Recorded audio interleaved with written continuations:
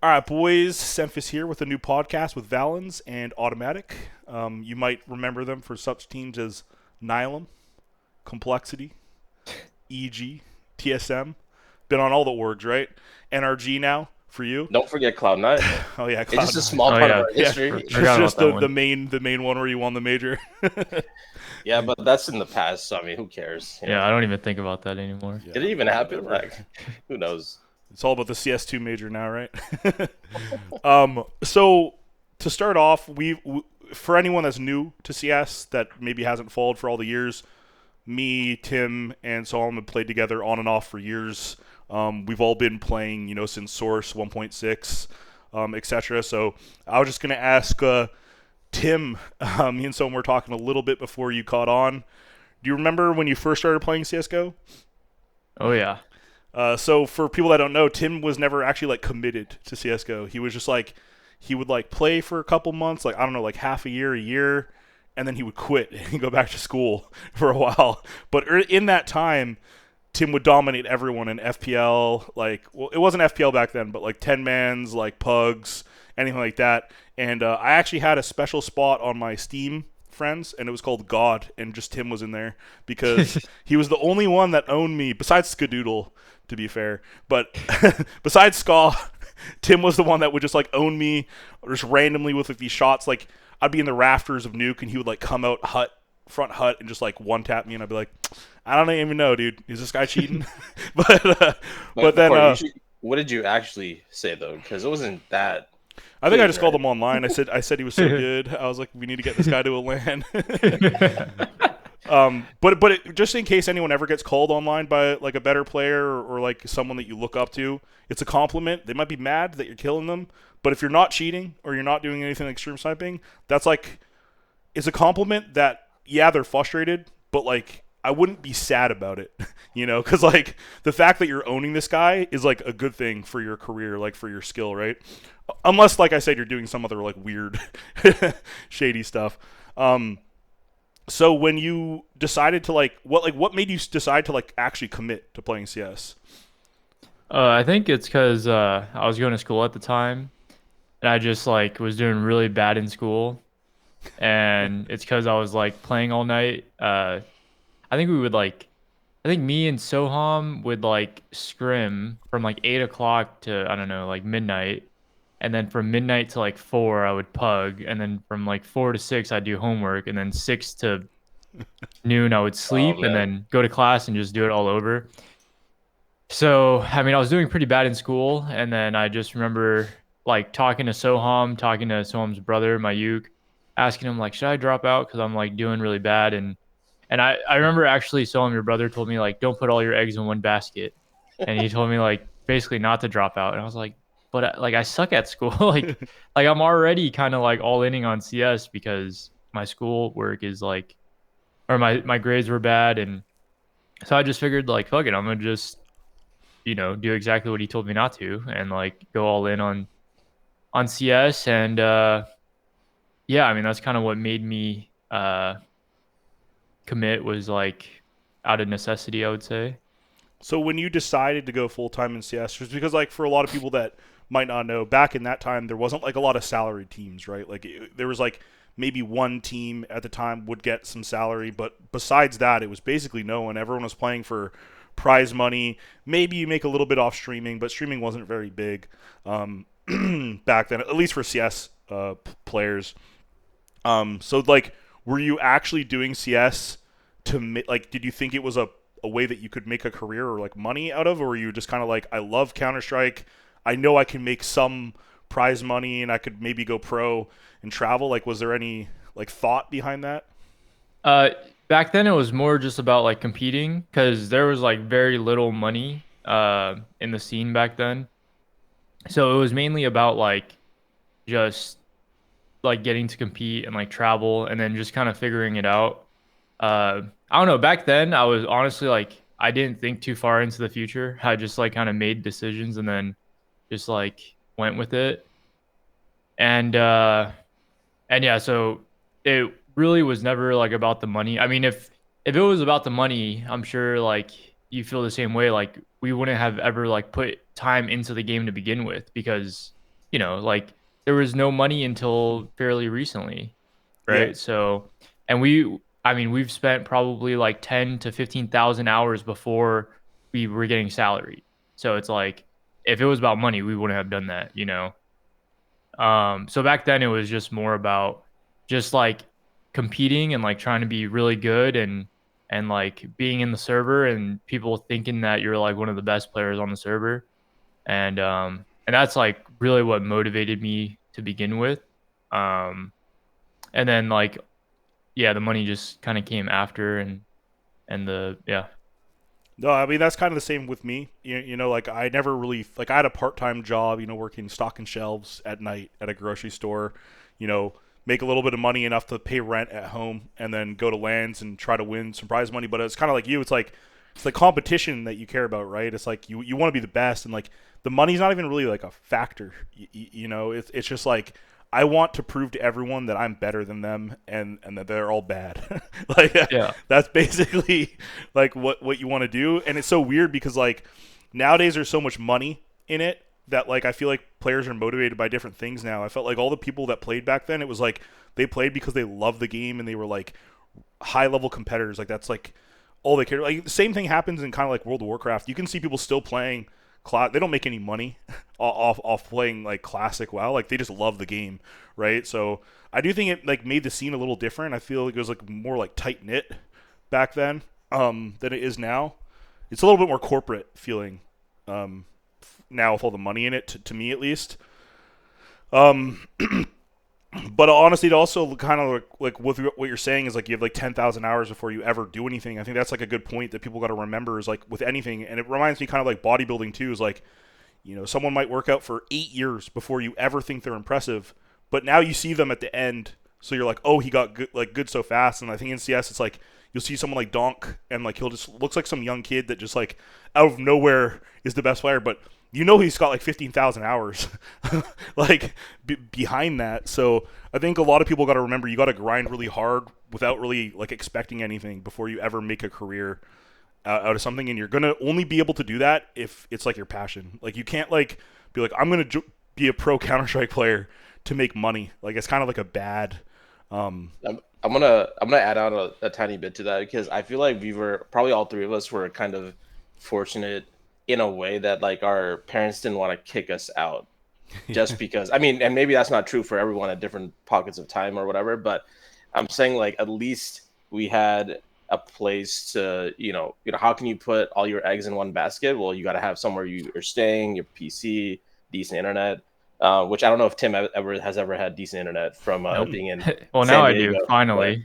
yeah, But finally. But I think like that's like an underrated thing, just like where you're located literally, and like I guarantee you, if someone does the analysis of like how many pros made it who are from the East Coast or the Central, like Texas versus the West Coast, I guarantee you, majority of the pros, at least in the United States and Canada, come from like that Central East Coast area.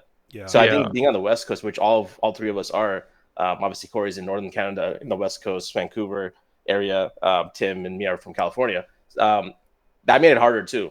So like you have to grind getting owned online. Maybe you guys got owned a little bit less than I did. Maybe a little bit more skill on display there. But I think like just having like parents or at least family that allows you to play and they didn't really judge you for different reasons. Plus being able to just know like, hey, like try to find a way to just do better every single time, even though you're probably gonna lose to some 20 fingers at some point. Yeah. Underrated those two things. No, that's a good point. I mean,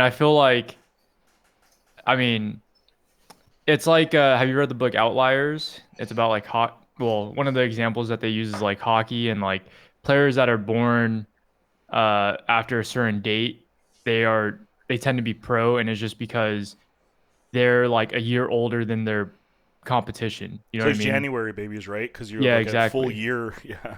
Yeah, you have a full year on all the other like kids in your league, so you're just physically more developed. Then you get better coaching, you get better opportunities, and then it just snowballs into you becoming a pro. And it's like for a lot of people that were born in like Dallas or in Chicago or like in that area that you were talking about, right? Like those guys, they just have an advantage on you. Like I played my whole entire life with like 80 ping to Chicago servers. And these guys living in the Midwest, they have 5 ping, and it's like, I still was able to make it, but for most people, they wouldn't be able to do that. So it's a good point you bring up. It's a big disadvantage because like anyone that's gone to LAN knows how good LAN feels, and anyone Yeah. that's all three of us have boot camped in Europe. Like when you go to Germany to boot camp and you log on a DM and you'll have 5 ping, you're just like, dude, like this is how CS is supposed to be, and Yeah. like even 50, 60 ping, like it's okay, but it's not the same, man. Of like you guys said, like just living in those areas is definitely a big advantage. And I've always been surprised, and like maybe Soam can touch on this, being someone that's more like part of an organization, like kind of like in the higher ups with the talks, because I'm obviously not a part of those all the time. Is there any chance that esports will try to centralize like teams in the future? Because I feel like people are spending a lot of money, man. Like people are spending a lot of money on salaries. People getting 20, 30, 40, $50,000 a month, and then you're having them play in fucking Northwest Vancouver. That's stupid. Like in my mind, like that player should be like in Dallas. you know. Yeah, I mean, dude, it's a huge topic for sure, and I think like even organizations still made some mistakes recently. I think there's a couple of orgs that obviously set up in Texas, Complexity. I think M80 might be there currently. I know some folks on Downs also live in Texas now, not like as a team, but maybe a couple of them. So like I think like in general in Counter Strike, it doesn't necessarily matter if you are centrally located if you're going to be traveling a lot, because then it's like either the organization or the player or the coach, whoever, they're paying to live somewhere that they're not going to be staying at often. And this was like a huge problem, especially when like the pro scene was taking off in CS:GO, when like salaries start to cross like that 3-4K per month. That like I think like as soon as it passed like that amount, it like skyrocketed, even in NA at the top at the highest levels, right? At that point, like you had teams that wanted to bring people together because they're investing a lot of money into them, but the main locations that teams were bringing them in were in like Los Angeles, because that's where League of Legends and the LCS scene was. Now, obviously, there's LCS, but also Valorant. The pro Valorant scene is all in LA, but you can't do that in Counter Strike unless you have like the scene domestically as strong as those two games as well. So I guess my cat wants to say hi, so there you go. Hi, Hello, kitty. little cameo. But yeah, I think like it doesn't make sense to do centrally located unless Counter Strike. I think specifically for Counter Strike, I don't think it makes sense unless that we had domestic ESL Pro League back or some equivalent, and like not even just that, but multiple events like that. We had E League back then, right? It was like a 6-week long thing. You guys both played in it, right? I was coaching during it. That there was like Pro League, there was that, there were online ECS. Face it, for folks that didn't know ECS back then, there was a lot happening domestically, right? So in that period of time, actually, I thought it made more sense to be in the Midwest, like either Chicago or Texas. I know Optic tried to have a team in Chicago for a while in Counter Strike, for example, but it gets tricky when most of the good events are in Europe, in my opinion. Yeah, because you're flying back and forth all the time. No, that's a good point. I actually do like. I don't know how you guys feel, but I personally feel like NA. If we want NA to rise back up to challenge and be more of like a consistent region, I think we need more of that Pro League back, more of that E League back here, like where we have a circuit to practice first. Because like I'm not sure what you guys are doing at NRG, like if you're doing a lot of boot camps, but like M80 is pretty much like permanently in Europe. All the Brazilians are permanently in Europe. Liquid is barely home. Complexity is always in Europe. Like we don't really have a lot of. And I know we've been crying about practice for like 5 years in North America, but like I really feel like part of it, the problem is just like Nouns. We can't scrim that many people every day. You can't pick. Oh, we want to get better at Mirage this week, like because we might get one scrim on Mirage or like two, in a whole week. So that's why I feel like it's honestly less on the teams, more about like these TOs to kind of try to bring things back to North America and create more of like a stable, even if it's not the whole year, just having like at least a month or two where everyone's kind of back playing for, like a pro league circuit or something like that. Like, is that something you guys agree with or? Mm, Or would you like see everything move to Europe and just like stay there longer? yeah, I mean, maybe like one or the other, because it is very hard to find like consistent practice, and it's hard to, because like for instance, if we have like this week we have matches against PA and one other team I forget, and it's like we can't scrim them, the week leading up because we have a match against them, and then it just limits the teams that we can play, and that's pretty hard. And then on top of that, yeah, like you mentioned, like it's hard to have goals for like a week because you just can't, like, you got to find scrims for that map, and teams won't play that map. So I definitely feel like in Europe you can just practice anything you want, and it's like you'll always find scrims. You can also tailor your schedule better to your team. So like if you need to scrim at like 10 a.m., you could probably find a team that's scrimming at that time. Or if you want to scrim very late, you can find that. Whereas NA, it's like a very short window. Um, but yeah, in terms of how to solve it, I mean, definitely just like more competitions I think could help. Like more reasons to be in NA where like if a team, like if M80 for instance, if they want to spend time in Europe, they're like sacrificing, you know, like I don't think they would sacrifice playing in a league to be in Europe. Yeah. You know what I mean? So I definitely feel like that was kind of like the cool thing about back then was there were always matches. Like we played so many matches, and European CS is like on the rise, and they've obviously been doing really well, but they have tournaments like every single week. Like small tournaments, like Yeah. little like cash cups or I forget like what they had during COVID. I think they were like home sweet home tournaments or whatever. VCT. Yeah, Yeah, there's a like bunch. yeah, Yeah. those types of tournaments, and it's like those things help develop the scene so much because it just makes players better because they're playing more matches and they're learning faster, and then yeah, brings more competition and overall, I mean that's what I would prefer. Like I don't want to live in Europe all the time, and we did that on EG, and it was like really tiring, honestly. We were there for every month we were there, we were home for like 2 weeks, and that's not really that good of a balance in my opinion. Um, but yeah, I It think I gets would prefer. draining, right? Like always Yeah, living it's out a very draining. suitcase. You're always eating out all the time. Like it's you don't have a routine when you're on the Yeah, road, really, right? yeah. I mean, I love traveling. I feel like I become better on the road because I feel like you just have so much adrenaline and you're kind of like in the thick of it, and you just have to I don't know, like grind through it in a way. So I feel like in that sense, it makes me a better player because I'm just so focused.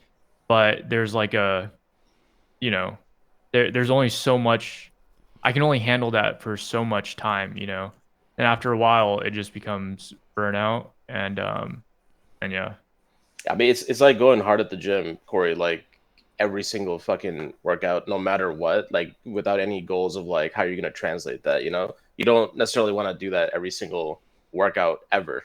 I feel like, I mean, I want to zoom in on that because both of you guys have really valuable perspective here. But you guys all remember that before traveling to Europe was like a routine thing that we would only go to European events to be qualified, right? Both of you guys, Corey, when you Yeah. played in Complexity, Cloud9, and even when you were in Area 51 and before Quantic, or I think it was called, right?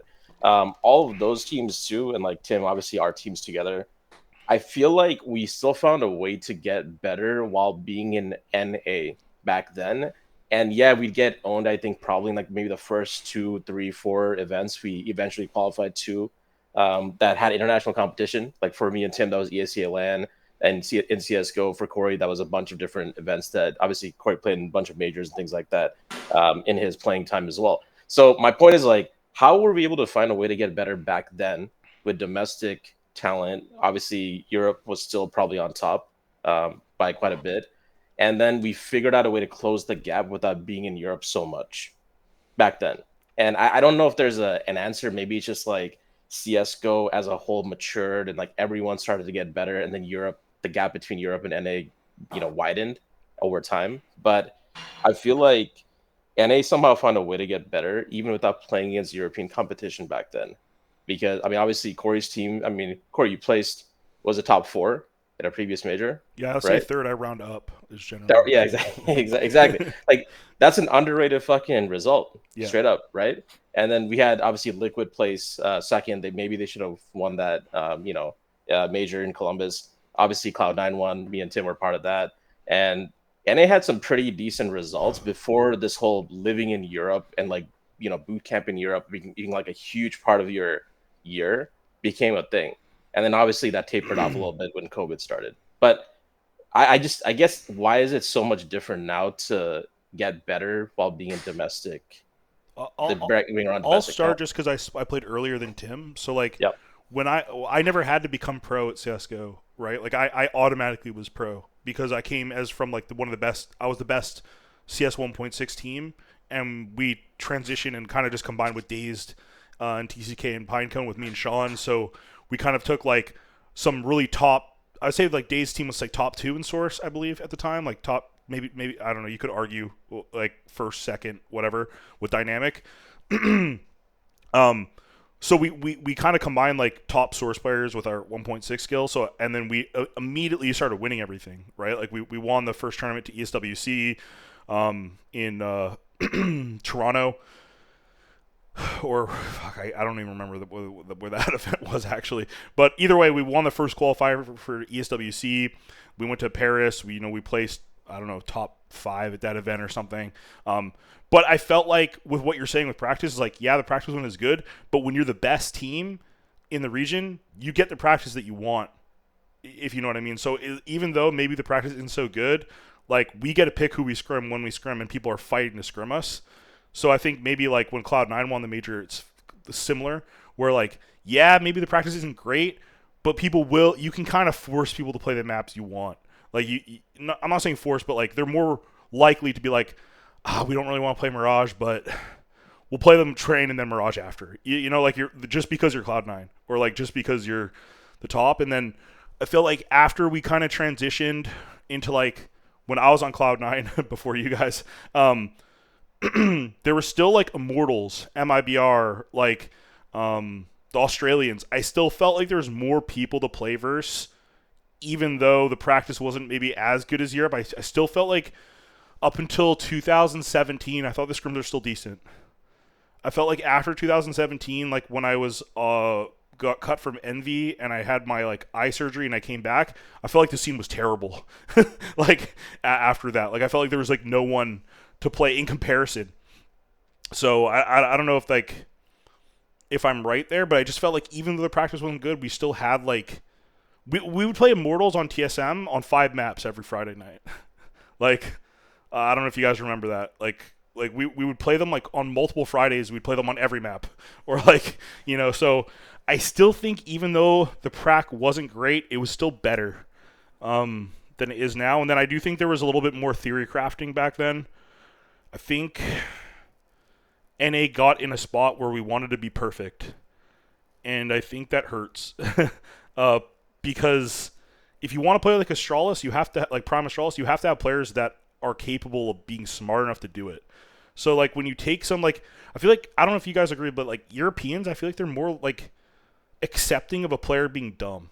Like they'll have a player in their team that's kind of dumb, but he's really good, and they're like, yeah, you just go do your thing, man. Like and like he does some dumb stuff, but he's really good at it. So they kind of like incorporate it. Where I feel like in NA, like when that dumb player dies, you're like, why did he peek that?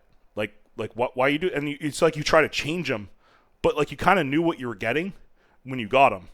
Like I don't know if do you guys agree with that at all? It's like Not, I mean, it changed.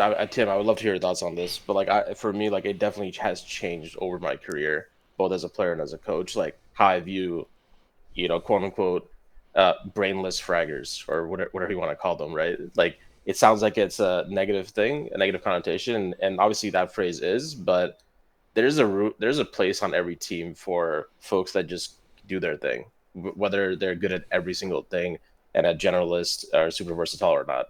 But Tim, like you obviously have. I feel like you played so many different play styles, all the way from like being the brainless fragger. And I'm not saying you thought of the game simply, even looked like that, right? But it looked so effortless when you were playing 10 mans against us and like how you were white peeking us, for example, compared to then, getting to know you became a much more, in my eyes, cerebral player over time, right? In terms of like how I saw you, how do you deal with these different types of play styles that you've played against, you've been yourself, and like has it always been the same play style? You're just getting better over time. Like how do you characterize your own, progression from being like this pugger to someone who's literally won events, won a major, and is considered one of the smartest players in the game? Yeah, I mean, I think like you said, there is a place on every team for like that type of player who's, who doesn't think too much about like what they're doing and they just do it, right? There's a place on every team for that kind of player. I think like in the past when we played together, we had too many of those players on one team, which is like not really that good in my opinion. Like for me, I think you have like one player on your team like that, and maybe the op can be somewhat like that. Um, and it's just because if you have too many players like that, it limits other players. Like for instance, for me, when on some of the teams that we played on, like I found myself always supporting, always doing something. And that was kind of limiting for me. And I kind of lost my identity as a player. And in my opinion, that's not good, like whereas if we have like one player that doesn't really think too much that we have to kind of play around, and then we have two players that are more uh, versatile, then like it enables the two versatile players versus like limiting one versatile player. I don't know if that makes sense, but It does. And can I just ask you to explain this? Because it took me years, not years literally, but it took me a long time to understand this about you. The fact that you were great at being a supportive player while also being great at just fragging out, right? What do you like? How do you? It's almost like you were, because you could do more, you were asked to do more in certain teams with other players around you that couldn't do that supportive role, right? Even if the skill equivalent was the same, or in some cases you were better skill wise, right? Like how do you, like do you just become, do you have to become dumber in order to do what you want to do when you're a younger player? Like how do you deal with that? I'm sure you well, had to go through that thought process. how do I deal with? Well, yeah, I mean, back then I was like kind of dumb, so I just thought like, okay, well, if I just get worse at supporting, I won't be asked to support as much, Or like if I just don't spend time learning these nades, then when someone asks for nades, I can't throw them. I don't know, like that's kind of how I thought about it when I was younger.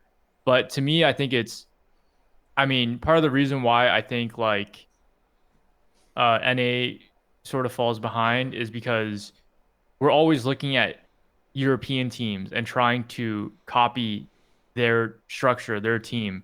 But the reason why their team is the way that it is because of the players that they have, And in NA, I don't think we spend enough time understanding the types of players we have. Um, and then on top of that, I think like one downfall or one flaw of a lot of the IGLs is that they cater to like this like fragger, which is, it's good for maybe results. It's good for the player to like um it's good for him obviously because he's getting a lot of kills most likely, but it's bad in the sense that he is not going to be a versatile player because I think one of the things that made me a really good player is like if you think about it in basketball, right? I didn't need the ball in my hands all the time. Like without the ball, I could be moving around the court. I'm like watching what's happening and I could play off of the situation. Whereas I feel like a lot of players who join these teams and then their IGL is like always setting them up. It's like they don't know what to do when they're not set up, right? And that's obviously not going to translate to tier 1 CS. That's not going to translate to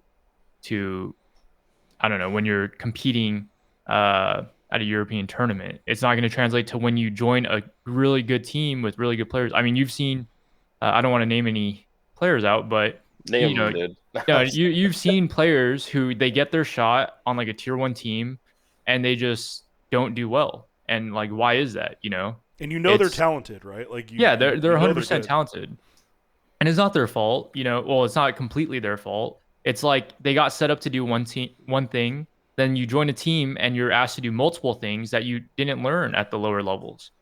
And Yeah. I think for me it was like a blessing in disguise almost because it really made me work on like my maturity. I think is like the biggest thing, and that's like something that goes into being like, you know, a tier 1 player is like it's really, in my opinion, like the in-game stuff is probably part of it, but it's I think like the out of game stuff is the majority of it. Like how do you handle with these different, you know, uh, team dynamics, and how do you communicate what you want and what you need, and how do you navigate between like what do you want and what's best for the team. And I think like all those things are really important, and those are all things that me and you saw him, like you were my coach for a long time, and we talked about that stuff a lot. Like if you think back to 2014, 2015, we had a lot of conversations like this where I'm like, why am I always supporting? Like it's fucking annoying me. And it was fortunate enough for me to learn at like a young age, that is just part of the game. That's part of like my strengths, and not every player has that kind of strength. And I think that's one thing that a lot of players nowadays, especially in NA, they need to like realize is like it's not like learn how to play without the ball in your hands. you know Well, I think for uh you, like I played with you for many years, and like I think you're just a really reflective person. Like you actually, when you die, you're thinking, why did I die? How could I have avoided that death? Is there something that someone could have done to save me or help me? Did someone let me down? Did I make a mistake? And I think a lot of players don't think any of that. like they round the corner, they miss their shot, they die. They're like, I should have had him. But they don't think like, could have asked for a flash? Like, did I peek too early? Like, was the second person behind me not close enough to me for the trade? Because like, going in first, you don't have to get the kill all the time, but like you want the trade to come in, right? So it's like, I feel like for all three of us here, we're pretty good at like understanding why we died for the most part. And I don't know. I always thought you were really good at that. like being able to like understand like the mistakes you make without someone like kind of having to tell you. And Do you think that comes, Corey, naturally to players? Like, can you teach that to be? I mean, you can obviously get people a little bit better at like bring up the fact they should be maybe more reflective, but just that ability to reflect and then take something of value out of that reflection and apply it next to a prac, like does that come naturally, you think, to great players, like, or do they work at it like super hard I to get think there? the players that get really good really fast without playing in a lot of teams, like for example like Zywoo, Simple, Donk, like that, those type of guys, to me, I feel like they have to have really good pattern recognition, right? Because like they're just pugging. They're not like you know that Simple's not watching 8 demos a day. Like so he's learning a lot from like repetitions, from playing FPL, from playing pugs, from playing games, and he's just like always like analyzing the game and understanding like, okay, when they did this, I should have been spawn on Mirage, like ready for the A take instead of I was B. And he's really good at like remembering. I feel like little cues on the map of like. Because, like, to me, when he was in his prime, it wasn't just that he was so good. He was just in the right spot always. Like, if you go watch his, like, nuke demos and stuff, this dude, if you're lower, he's lower. Like, if you're upper, he's upper with his op. He's just always in the right spot. So I feel like pattern recognition is huge. But I think younger players that have good work ethic can learn it. I think old players are doomed from what I've seen. Like, once you're over the age of 24, man, if you're not good at that, I don't think you ever will be, like personally, like, and that's just a random age. I have no data to back that up, but like, I'll back you up on that with no data too. yeah, like I don't know, like if you like if you're 16, dude, you have all the time in the world to grow still. Like you're not fully developed. Like you can learn that, I think, especially if you have a good coach that's kind of like feeding you information and trying to like mold you in the right direction. Like I don't know, like what Tim was saying about having to support in 2014, like. Part of that was like my fault because I remember being on TSM and like with what you guys were saying with like callers cater to the rifles too much, and like to be honest, that was like a mistake I made, and I know that, but like at the time I didn't know what else to do, right? Because like you got a lot of like people don't know this, but like I have a lot of pressure coming from the org too, right? Like for results, and like they wanted to cut FNS at the time really bad. So like for me, it's like if I want this team to stay this team, like we have to have results tomorrow, right? So it's like, so I'm like, how do we have the best results right now? And for example, we tried a couple different like spots on like for example Cobble, and eventually like we tried playing Sick at like A halls on Cobble. He would just fight and die every round, like. and then Twist really wanted to play drop for some reason. So eventually I was like, Tim, dude, like you got to play A, and I know that he didn't want to do it, but like, and I know that like I'm catering towards Sick and Twist, who were like objectively putting in less work. Like they're lazier. They're really talented, obviously, like aim wise and skill wise. Like we all know that. But like, and I'm like basically kind of like punishing Tim for being smart. I'm like, so you're not an idiot, so you got to play A. Like, but at the same time, like if you go watch our demos back in the day, like Tim would spot long A, he would fall back, he'd drop a smoke, he'd like I could go play B. I could be 4B almost every round, leaving Tim solo because he was smart enough to stay alive. So like I don't know, like what you guys think, but like, do you think that's a mistake from McCullough? Like, should they not cater toward because in my opinion, the only reason I did that is because like I just didn't trust them to be smart in certain positions. So I was like, I don't think they can do this. Like, we're just gonna lose. I don't know. Like, let's talk about that because Tim, like in my opinion, the organizations where we didn't have any pressure, because this was a long time ago, because there's been pressure for a long time at this point, right? Like you've been on some top orgs for a while. Like the last time we didn't have any pressure, we were just like kind of playing for fun, but like let's keep improving, but it's still fun. Must have been like denial, maybe it's been a while or whatever, right? It's been a while, Yeah. that which is like almost 10 years ago. early Nihilum, maybe. Like, Yeah, maybe early Nihilum, exactly, right. With the Professor Chaos lineup as well. Like there was like not pressure yet. I mean, we were climbing the ranks and like doing better and better, but the pressure was low. And I really feel like the question Corey asked has to do with the fact that like when you need to do better more quickly, you just have to put people in what they're good at. And sometimes what people are good at is one dimensional. And then you have other players that are much better at different things, and it tends to be the stuff that is not as fun. So then as a caller, you kind of have to make a decision, right? Like, okay, like we need to do better quickly. I'm going to piss off probably one or two players anyway. But how do we still find results even though the entire team may not be happy, right? That's not something that I think we could have like maybe explained as well as maybe we are doing it now. But like, what's your take on that? Like for looking back on it now, like how would you have altered the team?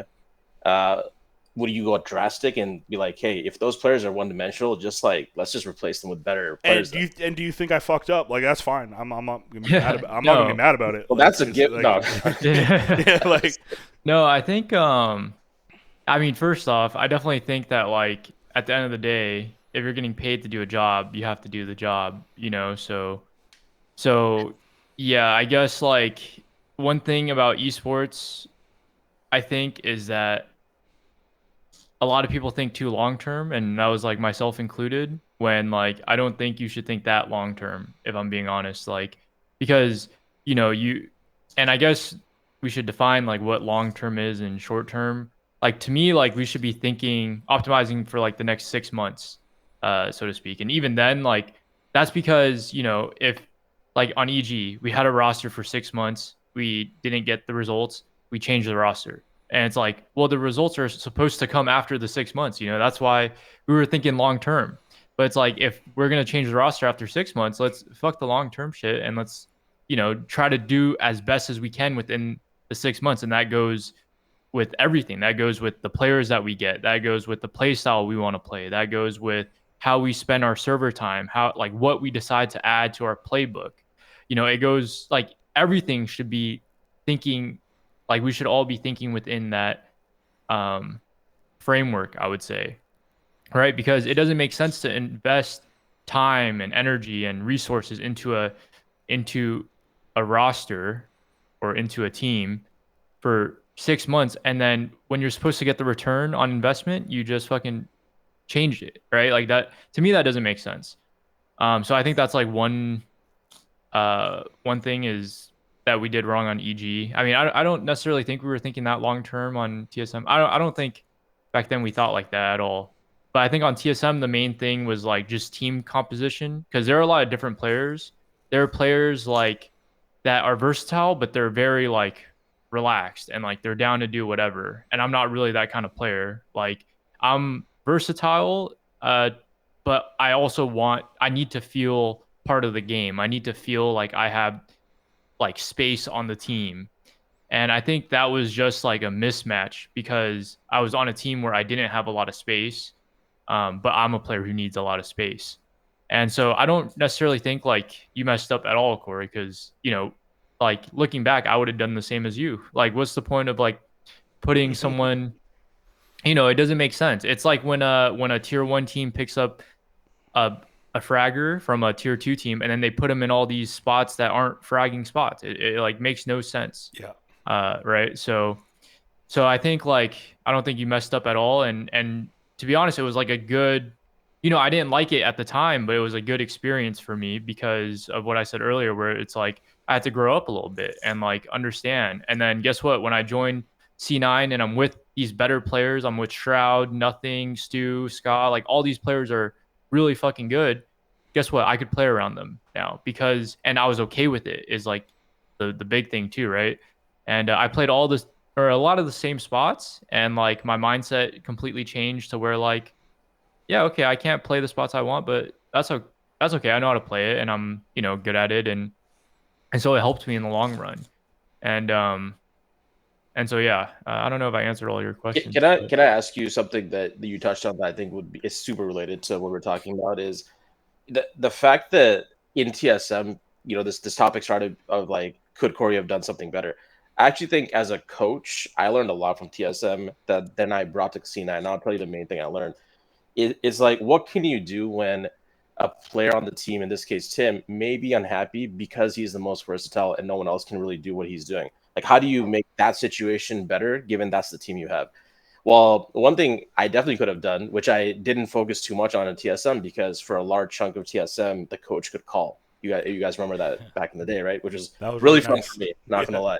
But what it did though is made my focus into being like in the moment and less about making sure that Twist and Sick understand what their teammates are doing for them. Like from a human personality level itself, like you have to let your less versatile players, you have to make them understand what their teammates are doing for them. The fact that they have these openings, they have more of like a quote unquote fun role, where they feel like they have more freedom, but really they're getting unlocked by these players. In this case, Corey, Tim, and FNS, right?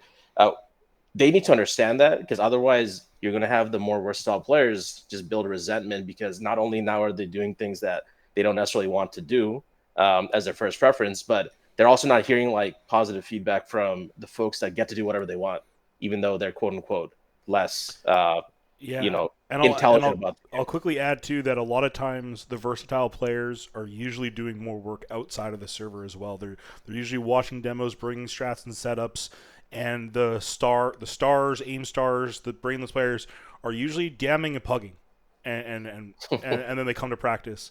So that also builds resentment because you're like, man, I'm doing all this work and like, yeah, the guy gets more like 4 more kills than me, but like I'm setting him up, I'm bringing strats and setups, like, and it becomes like frustrating. Like it's been frustrating for me before too. Like I'm sure it's everyone has been there at some point.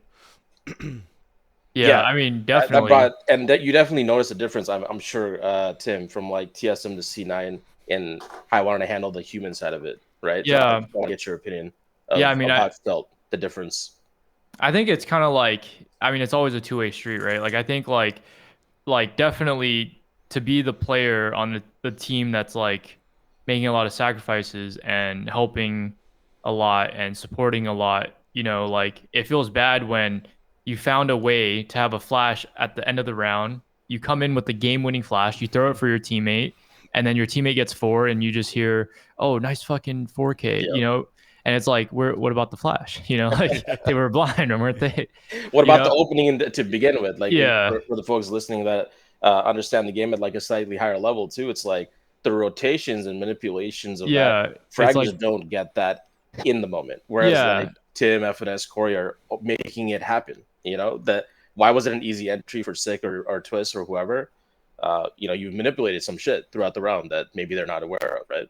Yeah, it's like I saved my smoke to this time so I could block here, and then they're gonna get funneled to you, and then what do you know? Because I know that I have the flash ready for you, and I'm ready to flash, and it's like, yeah, of course, like it's nice to get appreciated for things that don't show up. That's like not even just a CS thing. That's like a thing in general, like in life, you know, like your girlfriend does something nice for you, like you should say, "Oh, thank you," you know? Um, and so yeah, that's like one thing, but then like on the other hand, as a person, I think like you should just take a lot of value in what you do and like try your best not to like need that as much, you know, like you don't need like at least for me like I tried to get to a point where I don't need to hear like a thank you for every flash, you know, that because it's like at the end of the day, it's like I said, it's a job, you know. You're on this team, you serve a purpose and it's to win, it's to help, you know, support, it's to whatever. And why do you need a thank you to do your job? You know, obviously I'm going on two extremes right now, but it's just because of what I said, like it's always a two-way street. The people who are receiving the help, in my opinion, should look for opportunities to show thanks. Um, and then the people who are giving the help should take pride in the fact that they're just good at what they do, to a degree. And I Yeah. think that's, yeah, kind of how I think about it. If, for example, like if you're the fragger and Tim's always saying with flashes and you're getting eco rushed by Glocks, sometimes die so Tim can get 4. You know? Yeah, I would always appreciate that. No, yeah. Yeah. No, that's a good point. I mean, I also think like it's funny on the flip side, you know, sometimes as the guy that's doing the supporting, you'll be in a position where like maybe your player's like water on overpass and you're in the B site and you're asking like, do you have a flash? And they're like, yeah, I've got a flash. And you're like, can you throw the flash for me? Oh my and, God. and then they're like, flash, but then you're dead, and you're just like, Yeah. oh my God, dude, like, can you just like, I can't keep track of everything, you know, like, Look at the radar every now and then. You know? yeah, Yeah, that's like one thing that like, you know, with some of my teammates, I've like, not this current team, but in the past, I've always tried to say like, read the play, you know, like my mentality when I was playing, and I think this is why I became like a good support player, was like throw the flash before the guy even knows that he needs it, you know, like yeah, the way I've always thought about it is like if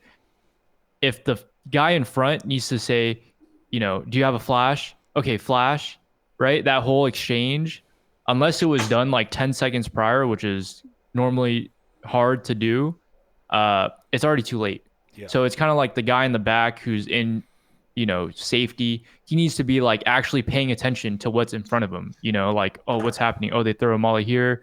Oh, the take's about to come. I need to have a flash ready. Okay, I'm flashing for you. And then it's like, you force the guy in front to play off your flash, you know, and obviously if he can't, then he just cancels it. No harm, no foul.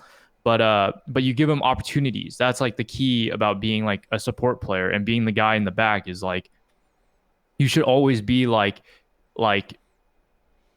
you know, paying attention, like very close attention to what's happening in front of you. And yeah, I think that's like one thing that makes a really good support player. And I think that's, again, like to go back to the basketball analogy, that's one thing that like a lot of people nowadays aren't as good at, is like they need to have the ball in their hands. Otherwise they're not invested.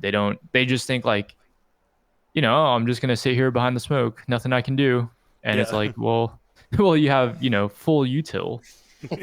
Um, but yeah. Oh, one thing that I wanted to say real quick is we're talking about Russ like he wasn't that smart, but he's obviously one of the best players right Yep. now. I, Yep. I, And I was not saying that Russ wasn't smart, but when we oh picked yeah, him yeah, up, like him and Sick they're coming out of like Maine, and like they didn't have a lot of experience, so yeah, like yeah, yeah, sure, I don't mean to sound like they're dumb players because that's not what I yeah, meant, but you know, they wouldn't have experiences like Tim, for example.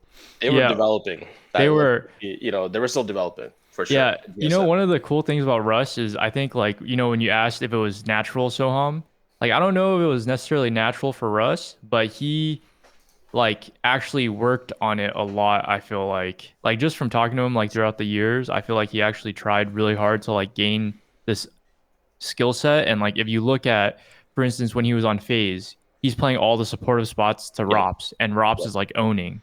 And obviously Rops, you know, CS2 might have been a factor, but as soon as they put in Frozen for Twist or for Russ, like Rops became a different player. And it's because maybe Frozen's not as good at playing off of others and he needs people to play off him, you know, And it's just like a observation, but yeah, just to say that, you know, Russ is obviously really good now. Look, man. Like when you're supportive player is one of the best players on the team, aka Tim on C9 when we won the major, Russ on FaZe when they won the major, even on Liquid when they won the Grand Slam. Like he was a pretty supportive element, right? He wasn't like being catered to from what I understand. That's like a huge luxury. Like you can't predict when you have a player like that, like quote unquote, the one who's doing all the not all, but a lot of like the dirty work, and they are still one of your best mechanical players on the team. You're probably destined to win something at that point, right? So I think Yeah. like it's like a I guess something just circumstantially, you just happen to be in teams where, and so did Russ. Really ended up in his career being on teams where he needed to use a different part of his skill set, not his mechanical skill primarily, but when he was in those positions where he had to show up mechanically, he did. Same with you. So I think that's like a team has it's a luxury when a team has players like that, right? Dude, And on the flip side, Corey, because I know you grew up with like sweat, Brax, and like you brought him up from 1.6. I just have to say, like, most of the great players start out looking like they're just like pug all stars. Like, I'm just gonna name a few. Like, no one thought Donk, Simple were like the smartest players, even when they were coming up, right? Tim, he was known as a pugger. Brax was known as like this, like, just kind of like let him do he's not really thinking too much. He's just a slow player, and he just always has good stats somehow. Um, Almost all the great players you can think of. Stu, obviously Pug All Star, right? Tarek, Pug All Star. Like there's so many. I mean, even you know, Corey, dude, Doctor Manhattan Corey in CS:GO. running Like around, this yeah. guy was known for wide peeking and just owning you. Even though all players I just mentioned, Donk included, Simple included, they're obviously on the smarter end of the spectrum in the sense like they're definitely reflecting, whether it's like learning just by playing or learning because they're playing and looking at demos or reflecting. All the players I mentioned, Corey, Tim, Brax, they all ended up they all ended up being much smarter than it seemed early in their career, because you have to start somewhere. It's not like you start out super smart in Dude, something new. it's funny. I actually have a theory about this, and I've been thinking about it because and I think it applies to like sports too. I can use bodybuilding as an example because it's easier. Um, a lot of pros when they're coming up and they're trying to gain as much muscle as possible, they'll they'll lift very heavy, right? Like they'll be doing like like 500-pound benches. They'll be doing like 700 pound squats, and everyone will be like, "Oh, this guy's gonna get hurt. He's not gonna be able to do that long." Blah blah. And then once they kind of like make it to a certain point in their career, they'll tone everything back and they'll start going lighter and doing more reps, like more controlled, less like momentum, and they'll be some of the best ever.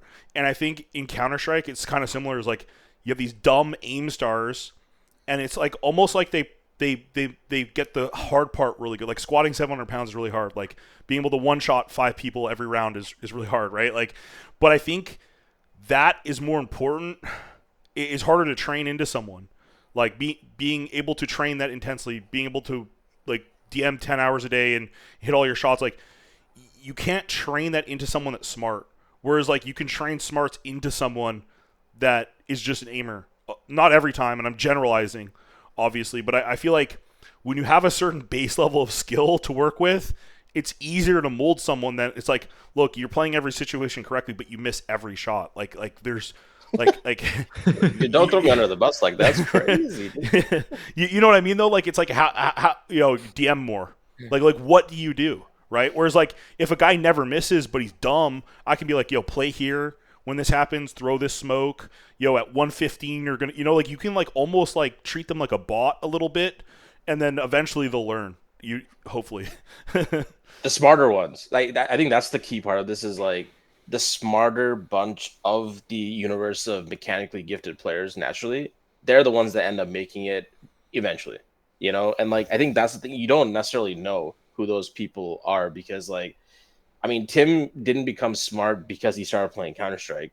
He was reflective, I'm sure, through his I think he did wrestling in high school, Tim, and I think you were playing CS Source obviously before Go ever came out, and like how did you become reflective? I'm sure your in-game leader back in the day, Danny Jones, shout out, right? Like these are all folks that influenced you even before that. Your parents, your friends, like they. I think at some point, even if you're known for being mechanically gifted, I don't think you can learn or teach the part where it's like, how do you reflect? I really don't feel. I No, really feel I like you agree can't with teach that. that. I more meant like It sucks.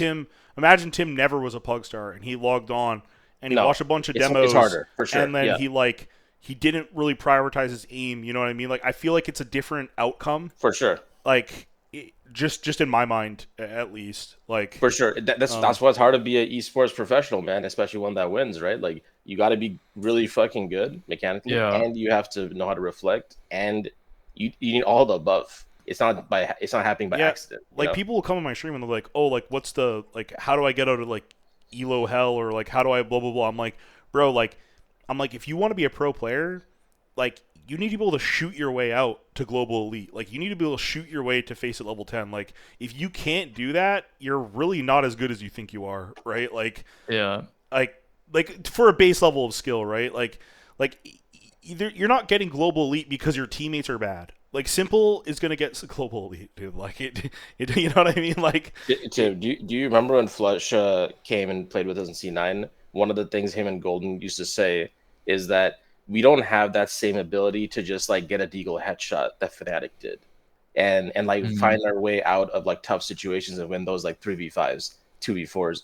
And I was just like, that's odd. Like a European player, or in this case, multiple European players, were saying that like you kind of just have to be dumb and just like have that skill to bail yourself out. And because you don't have that, we can't do the smart stuff. I remember specifically both Yeah. Golden and Rob Fasha said that to us. So would love. I mean, what do you think about that? I think for one, like, okay, so I mean, we talked about a lot of stuff, but Yeah, for that last part, I think you have to have like finesse, like obviously, like you can't just be peeking everything, hoping to get like a 4K. But I remember Stu said something to the same extent on EG when he was saying like, on Liquid, we didn't play the post plants perfectly. Randomly NAF would just peek and then get two. And it's like, why is NAF peaking? It's like it's hard to understand, but it's a feeling that he gets that, oh, I can peak on this timing or whatever. And he just has that finesse to like get a kill. Or like when you're defaulting, just working a map, like that's why pugging was so good that's why pugging is so good for a lot of players, is like I remember one of the things that I learned from Danny Jones is he said like pugging and league matches are very similar. It's just league matches are just an organized pug, like a more organized pug. And it's like when I started thinking about it like that, it's like, oh, I just, I'm working the map. I'm doing all the same things that I would do in a pug where I'm like punishing this angle and this push and then I just take map control and then I wait for the call. And that's like how I kind of played. And yeah, so I think like I said, pugging just gets you that finesse, gets you that feeling. And then in terms of how to be reflective, obviously I don't know what's going on in other people's minds. Like I don't know what's going on in Simple's mind or Donk's mind when they're pugging. But for me, when I was pugging, it was really easy for me to be reflective if I had a consistent way of playing the pug. And like if I'm sure if you watch like Donk, for instance, if you watch his demos right now, like in pugs, he probably does the same thing in every pug, or he has the same few things that he does in every pug. And from there is just like a decision tree, where it starts off in this one little like it come starts off in this one path, and then he has like these options that he'll go to depending on the situation, and it makes it a lot easier to like be reflective without even thinking about it if you just do something over and over and over. It's like if you want to play chess, you don't start off playing chess by learning like 10 different openings. You start off by learning one opening that gets you into a consistent mid game, and then from there you obviously uh you'll learn as you go there. I mean, I don't know much about chess, but I do know that I think it's best to learn one opening. And I think that's one of the problems that we had on EG as well when we were working together, is like we just wanted to have like everything in our playbook, but it's like you don't use everything. And on top of that, you're not comfortable doing everything. So it's like, is it really worth it? Like I'd rather have like three things, and the other team knows exactly what we're gonna do, and they're gonna completely counter it.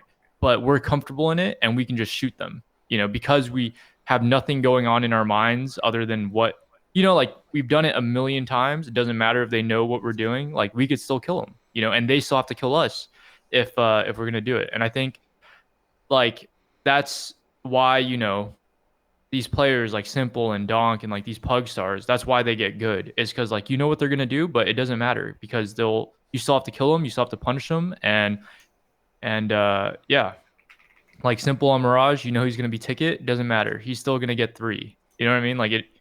Yeah. There's not much you can do about it. And then there was another thing that we talked about that I can't remember right now. Yeah, we have we have like hard hitting, back to back, like lot of great topics, but Yeah. of course. No, but what you're saying with the limited time. pugging, I was just gonna add really quick is like that. Even when I was like in my prime, I had my own pug plays too. Like I would have my like, oh, these guys are terrible, I'm just gonna run at them plays, right? So like I'd have my like zero respect, like I'm just charging you, and then I'd have my plays where it's like, okay, my teammates are awful. Like I'm going to lose this unless I literally do everything, and I'd usually bust out like ops in those situations, right? Like depending on the map. So I definitely agree with you. Like I subconsciously I never planned them.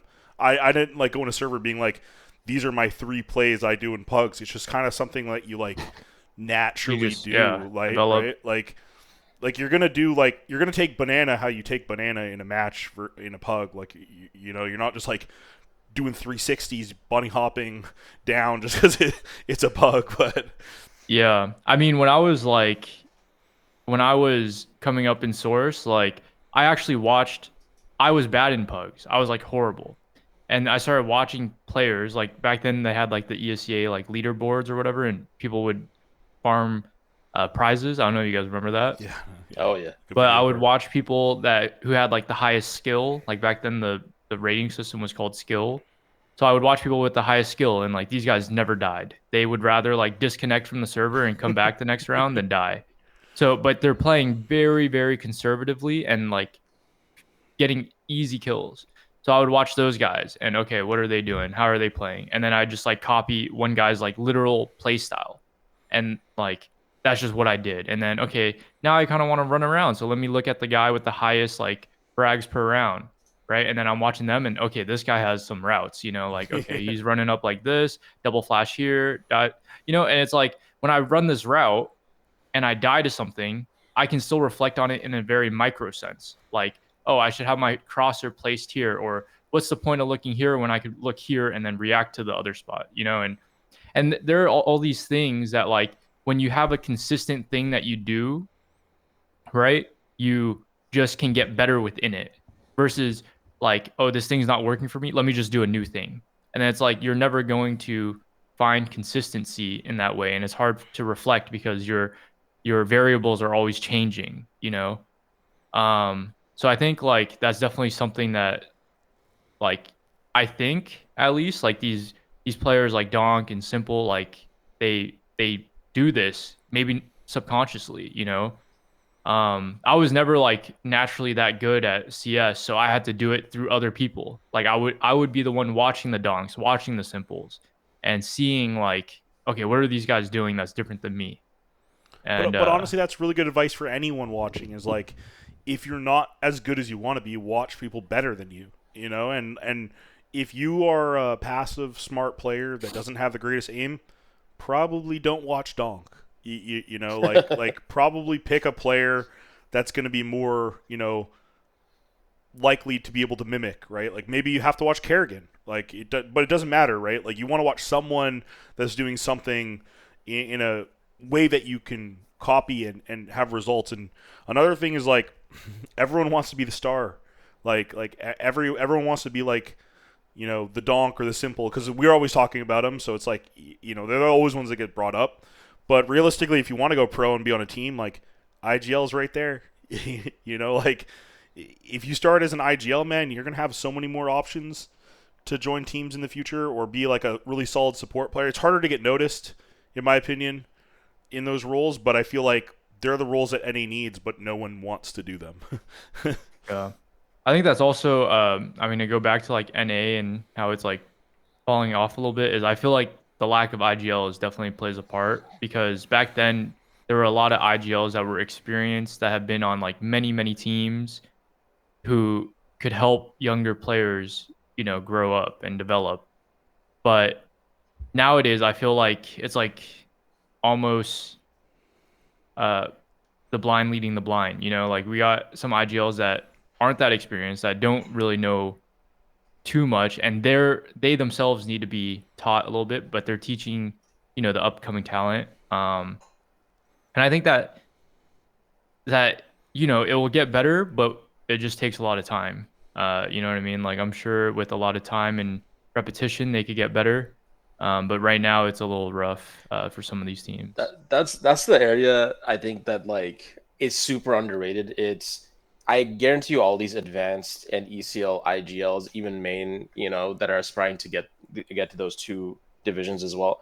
I'm sure they're grinding demos. I know the IGLs at least. I'm sure they're grinding demos. The problem is that you are inferring or trying to understand what a professional team did who has a certain set of players that you have no idea how their team dynamic works. You have no idea really what the strengths and desires of each player is, and you're trying to then understand what they did, why they did it, and explain it to your own team in main, advanced, whatever, and run with it. The problem with that is like there's this concept, especially in data science, called compounding errors. Like when you have one model and the output of that model itself is an estimate, it's not like the actual value, but it's the estimate. For example, like if I was to look at Tim's playstyle and my estimate was that he is a passive CT player in his prime, I miss out on all the facts or all the situations where Tim was aggressive before he felt passive, just because the passive situations are the ones that stand out in the data, because they're like maybe the round defining kill. But how do we get there, right?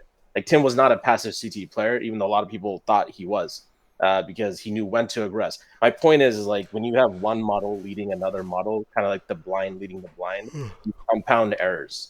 So when you're watching a bunch of demos as an aspiring IGL in NA, you try to understand what pro teams did, how they were thinking. You're probably wrong, and then you explain to your team the probably wrong thing, and then your Yeah. team is hearing it's a game of telephone at the end of the day, right? So why is Europe, why are the regions so far ahead of NA? I really feel like it has to do with that aspect we keep touching on in this conversation, which is like you can't teach certain things. One of those things is for sure reflecting properly, but the other thing is like understanding or inferring kind of like the right things from watching another team that's not your own play. You can't just do Yeah. it blindly. You know what I mean? Yeah. I think like back then too, like we didn't try to, like we just tried to beat our opponents. You know what I mean? And I think that's a better way of going about it. Like you watch, like back in the day, we're on TSM, we're playing fucking like Winter Fox.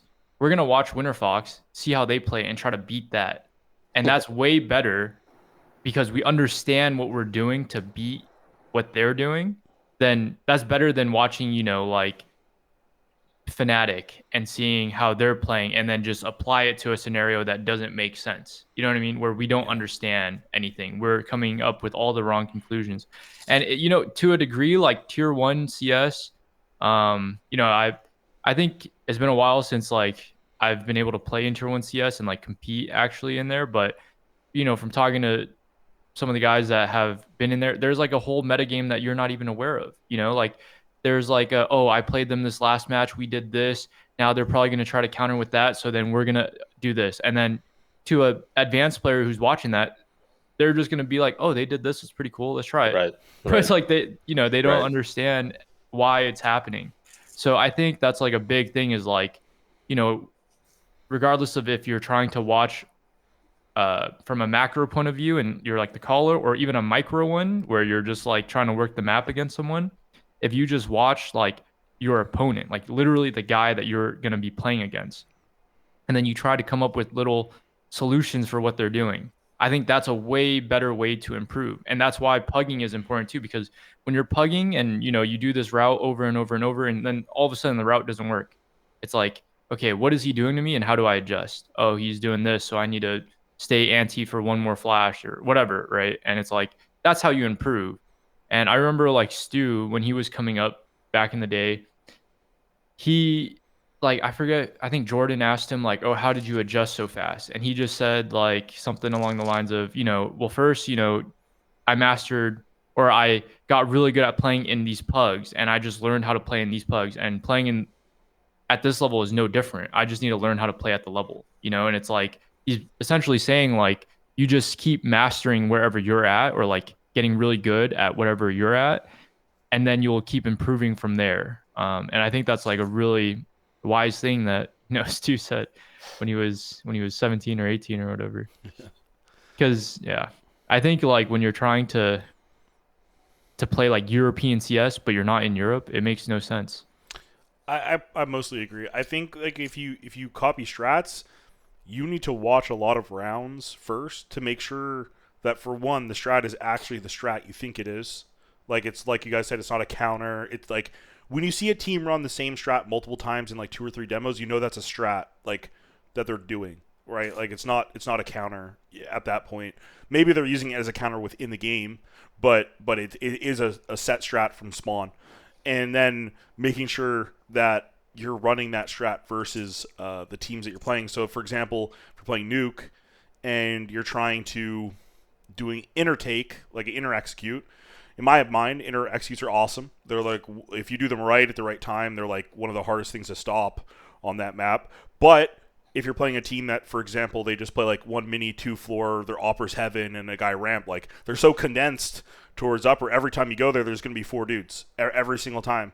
So in that sense, you should be trying to like, use secret and outside and try to exploit that where their players aren't to make them think, even if you want to hit inner, you know what I mean? Like you want to pull them away, make them worry about vents, make them worry about lower before you do inner execute. But I think people just like when I was on coaching downs, like you could tell the teams that like just copied the team that just won the tournament.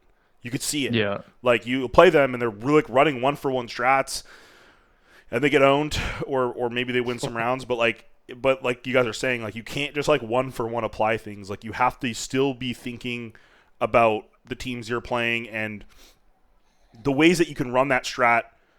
Even if it's a good strat, you still have to run it at the right time. And I think a lot of callers just call strats like kind of like a wheel of fortune. It's like you spin the wheel and it's just like inner execute, and they like, and they're like, I'm a good caller, I have all these strats, and it's like, well, your strats are good, you do a lot of work, but you're not actually like thinking about the game. Like you're just calling strats like out of a hat, basically.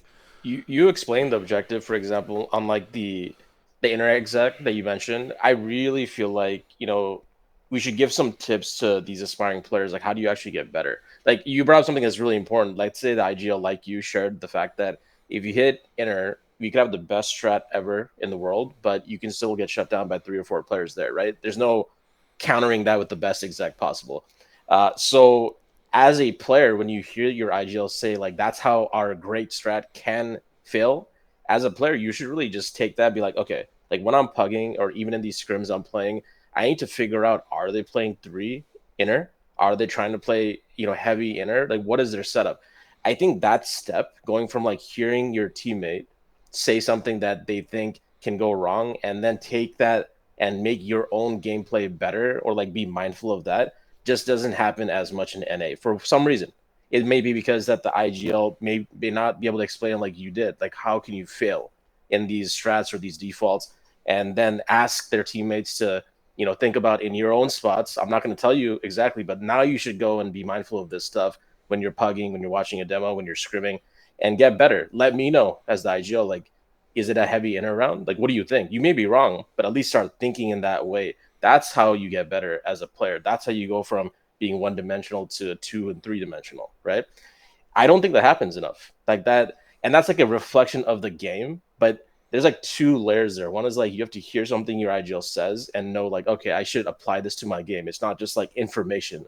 It's information that I can take an action on. Yeah, right? You should always be helping your IGL no matter what. Like even if you trust in him and he called a strat that you believe in, if you hear 2 dudes running mini, get a drop on top of hut and another, like say something. 3 inner, 3 inner, like like tell them, because I mean, everyone's played. I'm sure Tim. So I'm like, I've been on a bunch of teams where people just don't say things they hear. Like they won't. Like I watched a demo one time where they triple nated banana, and my teammate just doesn't say anything, and it's just like that's not like you should always let triple A, but dude, there's 3B, like there's only 2, it's just and by the way, like you make your IGL better when you give this information, because what happens the first time that your IGL is like, wait, fuck, I need to have a fallback plan.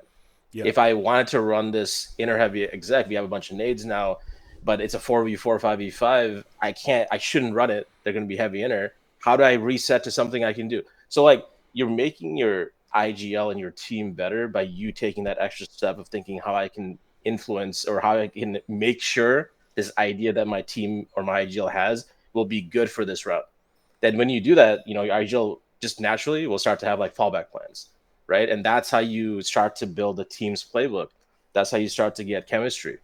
And I really have a strong feeling. Of course, like I don't have data because I'm not in every team's TeamSpeak or Discord in advance in ECL. But I promise one of the things that are lacking must be that kind of that synergy of like helping each other out.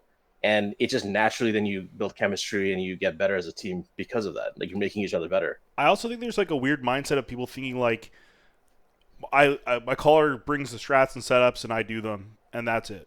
Like whereas like you can help him too, right? Like you can bring things, like you can say, oh, is this flash necessary? Like like you're allowed to do those things and help them and notice things too. Like if you notice a pattern, like every time you do a strat, you die from this spot or whatever. Like you want to tell them like, hey, and not in a negative way either. You could be like, hey, the strat's fine. It's just like we just keep getting spammed through the smoke at this time. Like it just seems like, and like, okay, let's throw a flash. Like whatever. Like whatever, like little thing, because you always have to microfix. Like even if you solo the best strat, like if you're playing in the South American region versus North America versus Europe, it's all a little different, like in the way that people play. So you can't always one for one.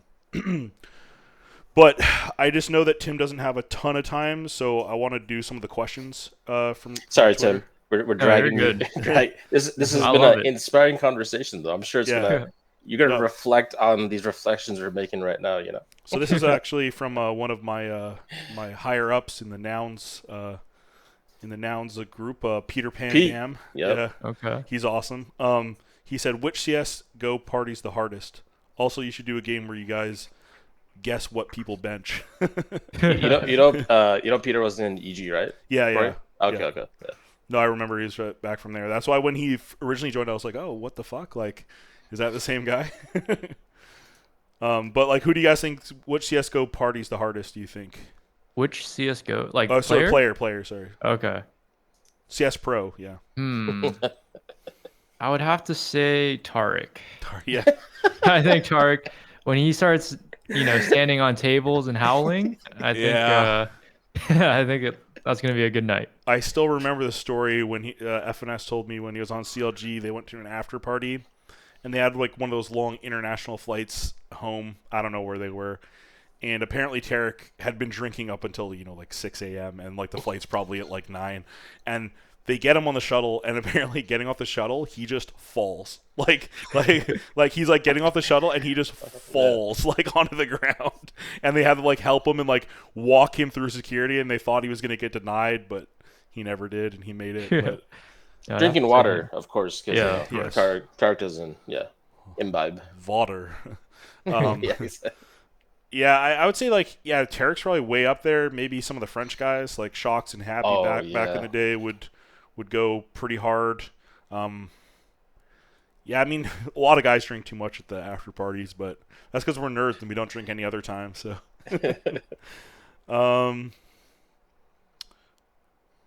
does Violence feel any responsibility for EG's CS team's downfall? Why didn't EG take a chance on Mulbs? Hindsight 2020, but that's better risk than both moves EG did. I'm laughing because, first of all, it's a very valid question. But I'm laughing because it's like it's so hard to condense, the decisions and the different checkpoints we had on EG. Of course, I feel responsibility in the sense, and you're probably not like the ultimate decision maker either. I'm assuming. And look, you have to see yourself as ultimately at fault at every level of EG if something doesn't go well. Like that's the right way to look at it. For example, like maybe you're right. Like the decisions I've made were sometimes stifled because of what budget we had or the decisions are coming in from folks above me. But at the same time, at every level, I'm sure the players felt they were at fault. I'm sure the head coach felt like they were at fault. I, as a GM at that point, felt like I was at fault. And that's the right way to approach it, because just like what we've been talking about, you have to see what you can do better, even if that situation wasn't 100% your fault. You got to look at it as if it were, right? Otherwise, how do you get better? How do you reflect and get better? So, I mean, overall, though, the EG situation, we were really close. And, this might be cliche, but we were really close to just doing much better than our results ended up showing. In both iterations of the team, with the one with Nealon and Cirque and Breeze and Tim, and Hex. That was our first, let's say, lineup. This is after the lineup with Stewie, where I wasn't involved yet. So the first lineup with me, part of EG Counter Strike, was that Nealon, Tim, Hex, Cirque, Breeze lineup. We qualified to Rio, the major. We almost beat Team Liquid when they were doing really well. Yakinder first joined kind of a couple months ago from that point at that RMR. We were doing well. I think we could have stuck with that lineup. When we didn't, and we focused more on like developing talent in NA, that was Wiz picking up Wiz for Cirque. We still started off that season very strong. I mean, the meme of beating Heroic in the first blast of that was a good one. Yeah. That was, it turned into a meme, of course, for some social media related posts. But in the sense, like, we were confident that team was going to get better and better. What happens, though, is that you have a lot of inexperience on the team. That's not a bad thing. It's just a thing that will happen eventually to some teams. You have Nealon, literally new language he's calling it, right? So he has inexperience as a caller at the tier 1 level, and he's speaking a new language. You have Warburg, who's coaching an international team for the first time. Tim is just getting back into like his full swing of things after, getting back in 2022 in his form. Now he's applying that and going back to like his ability to help teams while being mechanically superior in the duels he's taking. You have Breeze and Cirque a little quieter in the team play side of things, and you have, of course, after Cirque, Wiz and Hex. They're new to tier 1, straight up. So, despite that, I think the combination of pressures affected us quite a bit for our inexperienced players specifically, Neil included. I would say the pressure probably impacted him as well eventually. There is a difference of being on a team like EG than being on a team like Nylum. Yeah, exactly. Like a tier 2, like you might be a tier 1 team, but having your funding and your org pressure be tier 2 is different. Like you feel a lot less like, man, it's like if you join Cloud9 right now, you have like expectations, And just to be clear, that expectation doesn't even come internally. It comes from like if you open yourself up to the fact like, why is the post out there that I'm sure everyone has seen of why is X team picking up these players and they can get so many better players, ruining the reputation of the organization. You're seeing all that shit around you, right? Even if you're not getting pressured internally from EG in this case. So if, inexperience also goes not just in the game, but out of game, how do you deal with stuff like that? Whether or not you're telling your teammates or your coach that it's affecting you, you're a human being, you're thrust into a new situation, a bunch of new praise and criticism coming your way, some not so fun things to read, I'm sure. Every single kill and death and match loss is important at that point. Yeah, there was a lot of pressure, but I don't think it was coming from within EG. Is one thing I'm proud. Like, I don't think the players felt pressure from the organization at that point, versus like there was pressure, but it was more external. You open HLTV, you open Reddit, it's worse when if you lose on EG, it's worse than if you lose on Winter Fox. Like same lineup, same opponents. It's just how it is. You have loyal fan bases that have been built over the years, and they expect certain things from certain orgs, right? So I definitely agree there. Do you guys regret replacing Cirque? Do you think he needed to go? Like what happened with his downfall? Because I personally, playing versus Cirque, he was nasty when he first came over to NA. He was awesome. I still think he was good, but he definitely had a falling from like grace there at the end of EG. So like, I'm gonna give a very straightforward answer that impacted my decision there, and then I think Tim can provide some insight as well on maybe the gameplay side of things.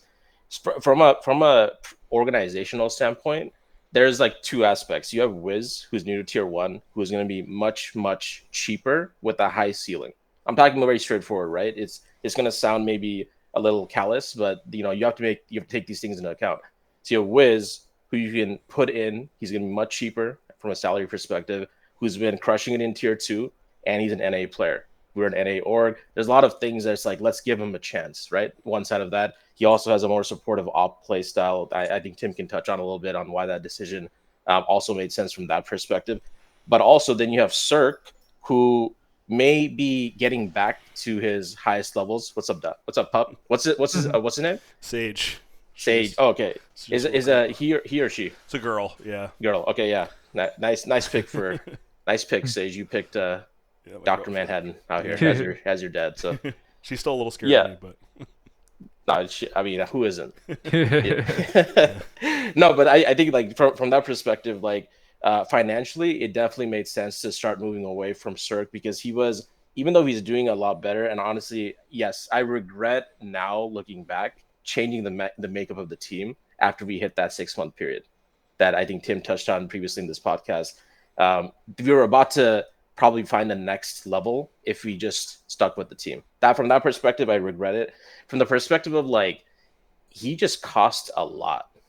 And I don't think anyone has ever talked about that, but like, that's not on him. I mean, he got that contract when he was doing quite well. He deserved it. But at the same time, from an organizational perspective, we hadn't qualified to a major for a number of majors at that point until Rio.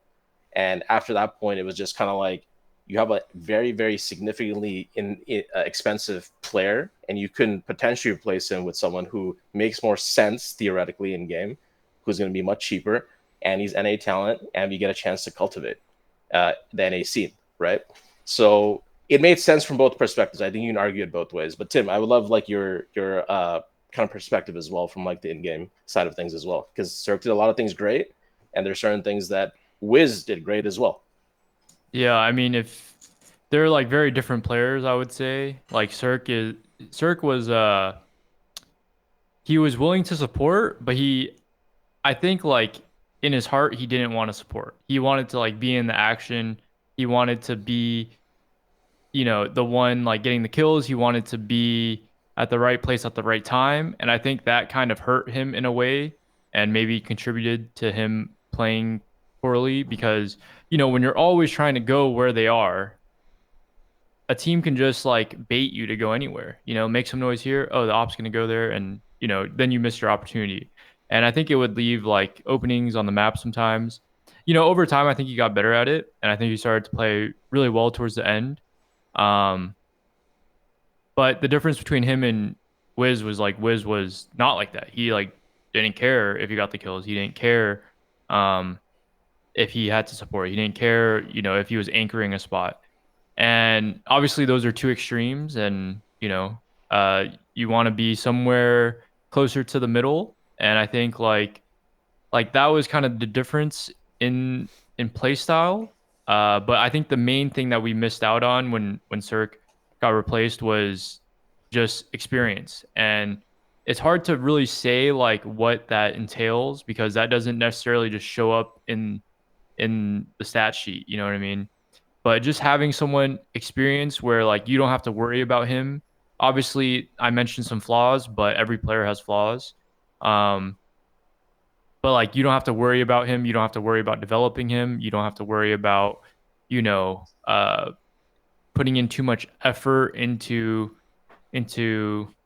him, and you can focus more on Hex. Like I think that was something that was really important. And once we had 2 developing players, or 3 if you include Nealon, I think that was kind of like just really difficult to find consistency. Yeah, find consistency. And exactly. And like on top of that, like you have, me, you have Vorborg, you have Sheikh Zula, you have Malik, you have all these guys that have a lot of opinions, and that makes it even worse in a spot where you need to develop talent. Because when you need to develop talent, you don't need the best plan. You just need a plan, and then obviously tailored to their strengths as well. Yeah. And then you need to refine as you go. But you can never get to that point of refinement if you're always changing up the plan and you have so many ideas everywhere, right? And I think that was like it's not Wiz's fault that he didn't like perform on EG. I still think that he's a great player and that he can perform. But I think the environment was just not one suited for development because it should have been really like spearheaded by like one person, and we just kind of go by their word and we refine from there. Like I said, like that guy is probably not going to be right 100% of the time, but it doesn't matter because we just need to get the ship sailing. And yeah, I think that was kind of the downside is like, you if you have Cirque and you have all these opinions, it doesn't really matter because he's gonna play his game, he has his play style, and for better or worse, like that we're just gonna go with it because that's who we got. By the way, that ability to hear feedback and not take it as gospel comes with experience. Yeah, it And does. Cirque at that point had that. Like he's an extremely nice teammate. Like you would love He's to have him great. on a team, and he obviously had a high mechanical skill ceiling as well. But one thing he did really well that really is underrated is like he hears stuff and he may not apply it 100% to his game, even though he's giving you the respect to hear it completely out. And Yeah, that's actually very important because you don't lose yourself then, right? If you just hear something from Semphis and because it's Semphis, you need to apply it one to one into your own game, you're gonna lose your game. And guess what? Like at that point, Wiz and Hex to a certain degree as well, and Nealon as well, they're hearing a bunch of feedback because of course, like we want to keep improving, but they're hearing a bunch of feedback, but they don't have the experience yet to be like, okay, what do I filter in and let it apply to my game? What should I let in to apply to practice but not matches? How do I shut that off and focus more on my own game? That doesn't come. You can't skip steps there, as Malik very very often said to us, and it was great. You can't compress time. You can't just compress time and gain experience and get into a hyperbolic time chamber there, right? So a part of that experience is also knowing what to allow in. yeah, Which we had 3 people that had yeah, issues with that. We're working on it. I'm sure they're better now. Yeah, it's actually yeah. one of the reasons that like on downs we just put Adren as the main coach and I'm doing other stuff now just because like I felt like too many cooks in the kitchen a little bit and like it's hard when you have people kind of wanting like different directions of things.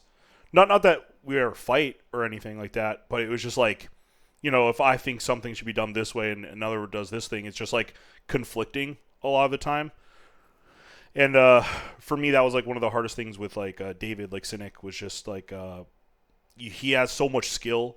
Like he was so talented, but like he was very stubborn in like certain ways that it's like, do I break him and potentially make him a worthless player? Because everyone's seen that where you take some guy that's really good at stuff and then you force him to do something else, and it's just like you kind of ruin the player. like, but yeah, yeah, no, that's definitely true. I didn't realize you guys had 3 coaches that whole time, or We had two. We had a head coach, and then Sheikh Zula was the assistant coach, and then Malik was kind of like the strategic Yeah, consultant or kind of like something like helping with that. consulting. Like for example, if Yeah, like we had like a targeted problem where a player really needs some individual feedback, could reach out to Malik whenever. yeah, So in theory, that's all great, but in reality, you need to understand that you have an inexperienced, in this case, 3 inexperienced players. They're all developing. They're getting a lot of feedback. You almost needed someone to help them filter. Like this is what you should focus on. And we started doing that, of course. It's not like we're dumb. We're like, oh my god, how did we solve this? It's just like at some point time runs out. The runway runs out in a sense of like we don't have any more events to show our how well we're doing. You know, so yeah, I think that's where picking and choosing your battles comes into play a lot of times for coaches. Is like if you constantly harp on every mistake 24/7, that and people stop caring like what you say. Like honestly, people are just like, yeah, man, I should have thrown my flash. Like when it's every round that you're just like, some guys are like micromanaging to like the extreme. I feel like it's just fix the big mistakes. If someone never misses a window smoke or mirage, and they miss it one time, don't say don't anything. freak out. Yeah, just like I don't. You can be like, yo, your window smoke missed, but like don't get mad at the guy. Like if you someone like someone like Tim that doesn't miss smokes, if he misses a smoke, that's part of the game. Like some shit happens. Like To any IGLs listening, the opposite is also not good for a team environment. And we almost like encroach that barrier on EG is too nice. yeah, Like everyone, whether they make mistakes or not, it's all good. Forget about it. Like that's for matches, right? But not in terms of like you need a mixture for sure. Like don't be a jerk all the time, But if you're never a jerk, then people will also, most likely, it's human nature, not stand out in their mind when they later reflect what are the important things I need to get better at, right? Yeah. So it's a mixture for sure. Definitely you need a balance. Like I feel like on some of the teams, like for instance with Stu, whenever I was on teams with Stu on C9, like he was always kind of like the bad guy in a sense, where he's like always, you know, like calling out people on their mistakes, and then for the most part, I was like more of the chill guy, and I think that's like a pretty good dynamic. And yeah, on EG it was just really tough because we were, like you said, either too nice or trying to call out all the mistakes, and then people are like second guessing themselves. And yeah, overall, just like not a very good environment for performance or development, which is like kind of tough. And then on top of that, what you guys were saying about like there's just pressure. It's like if you're a rookie, with Hex and Wiz, you're seeing everything that they're saying, when it's like, oh, why did they pick up this guy? Like they could have picked up that guy, and it's really hard to teach someone how to deal with that. You know what I mean? So yeah, all those things I think contributed to the results. Even despite that, I think we did a pretty we were close to doing a good job. I'll say that. We were close, but Agreed. we didn't get it Agreed. done, which is A, on a us. lot a lot of people also don't know. Initially, it was supposed to be Vorborg almost being like a head of coaching, so not the head coach. The initial interview we did with them was actually for a head of coaching role, and Malik was gonna stay. He was already on EG at that point, if you remember that Stu lineup. Sorry. But Malik was supposed to be the head coach, but he wasn't able to commit full time. This was like middle of 2022, so we had to adjust some plans there. But I think that dynamic with because Warburg is incredible at personality management, conflict resolution. Just like he's a super chill guy, you know. And Malik, of course, like he was just coming off of coaching Stu, Rush, but Nico, Hunter, and like he had a ton of experience just being a head coach in Counter Strike. I think that dynamic, if you go back and Malik didn't have those things that prevented him from being full time in 2022. If those things didn't come up, who knows, right? Like, who knows how the dynamic would have been? We might have been able to focus on one person's feedback rather than multiple. Who knows? So that's esports, right? There's so many situations, one around here and there can qualify you for something, totally changes the career trajectory and all that kind of stuff. And you can't harp on it too much because look, everyone's dealing with the same esports ecosystem, right? There's always gonna be one winner. There's always gonna be one person who feels at least that they should have done better, but everyone feels like that unless you're winning. For sure. All right. So this is for all of us. Do you think NRG will make the next major with the current roster? Yes, I actually do. I'm on record saying that out of the break, NRG is going to be the best NA team aside from obviously complexity. M80 surpassed my expectations, not going to lie, but I think right now it's complexity. I M80. think losing bulbs though is their Exactly. That's going to be it's a hard replacement, right? By the way, I forgot to answer that part of your question, but I did interview Malbs before we picked up Refresh. This was early 2023. So Malbs was actually I told him straight up, him and his agent at the time, like he's gonna do incredible things. He needs a little bit more experience, and like I'd like to interview him to learn more. He was a great kid. I don't remember exactly why the decision went the way it did, but we would have added one more inexperienced player. Like right now, it looks great, right? And Malbs, he ended up doing really well, but at that time we had Wiz, we had Hex, we had Nealon. And we were at that point replacing Hex because he needed a break. So we were going to replace one inexperienced person with another at that point, Malps, right? So it could have gotten better. I'm not saying it wouldn't have, but my point is in that mindset, EG was feeling, myself included, that like we needed some experience to bolster the team. Knowing what we know now, Malbs was a better choice. But like who can argue that? It's just I agree with you. At the time, it's like it's those decision checkpoints, right? You need that context. I think it's very hard to say though, because like, he joins M80. They're a developing team. They're playing all the online matches and stuff like that. And it's like maybe they gave him the room to develop into the player that he is right now. Whereas like you join EG, you have like, you have Blast next week. Yeah, you have Blast in 1 week. Like he didn't he wouldn't have had the same room, the same freedom, the same like I guess just opportunity to fail, you know, and that might have impacted him. So I think like, you know, whenever I always see people saying stuff like this, like, oh, why doesn't Liquid just like get this guy? Or why doesn't, you know, Complexity just pick this guy up and give him a chance? And it's like you gotta understand like when you give someone a chance, it's not like you try him out for a month and then you cut him if he sucks. It's like you're committing to like 6 months of like at least 6 months of just, you know, developing them. And if you look back at history, very few players got that chance and then like succeeded. I can think of only two. I can think of Stu, who got brought up to C9, instantly was good. You know, like instantly made the team better, instantly made his mark.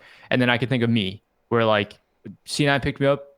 We started like I started playing better. C9 started playing better. You started cheating or something at that time. Yeah, Even Elige, by the way, was not great at the start of yeah. Liquid. Like, And he was not great. and Elige is a separate story too. Like, you know, I didn't mention Tarek, but like Tarek, he was on all these teams and he was building and built like when he was on CLG, they went from nothing to something, you know, and he's developing with the same core. I'm talking about a situation where like an established team gives a chance to someone who is not established and who's like up and coming. And there are just there are more scenarios where that did not work. I would say. And so it's really tough to say. And I think that's one thing that like the fans they don't really think about, you know, is like a player can develop, but they need the right environment. And sometimes a tier one team or a team that's supposed to be tier one is not the right like spot for that. Basically, what we heard is this is why NRG is going to qualify. No, I agree with you. I think it's people forget, like people that have never played at a really high level for a long period of time, going to a lot of events, don't realize like those factors matter a lot. Like traveling all the time, going to big events all the time, playing G2 and Navi every event instead of, you know, pink sparkles and, you know, like unicorn rainbows 420, you know, like it's just different, right? Like I definitely agree with you. I just like, you know, obviously when you look at Mulbs now, you're like, shit, like, yeah, but like you said, maybe it didn't work that way. You know, like a lot of people were wondering why we didn't give Lake a chance before. Like, obviously now he's got on M80, and it was kind of like the same thing. It's like we just needed more experience on the team, not more firepower. Really, it was like we were losing from like, and it still plagues like Nouns, and it's the main reason like we don't make the biggest lands in the majors is because we kind of like fail in like the close games, like the 16-12, 16-13 overtime games and stuff. They just never go our way. You know, like we lose those 2v3s, those 2v4s that we shouldn't lose, you know, like in high pressure games. When the pressure's not there, we own. So it's like, does bring another fragger into our lineup magically fix that problem? Probably not. You know, like, so that's why hopefully Rush can help with more experience. Now, like you guys have Nitro, I'm sure that. Does it feel different playing with Nitro? Yeah, I mean, I think like it's funny because I've been playing worse since he came, but I think generally speaking, I'm just someone where like once I get used to a roster, that's when I start playing well. Whereas like I could never like stand in for a team. Like what Stu did with G2, I could not do that. I could not like just play on this team that like I have, you know, where I'm not familiar with their structure. I'm not familiar with like, you know, the other players and stuff like that. It's just not something that I'm really that good at. So yeah, I mean, I personally I haven't been playing that well since he's joined, but I know that'll change with some time. But overall, it's been feeling a lot better. I think that he just has like, you know, it's tough because with Walco, I think he's a very good IGL who will, he's like he's next up, you know, is how I see him as an IGL.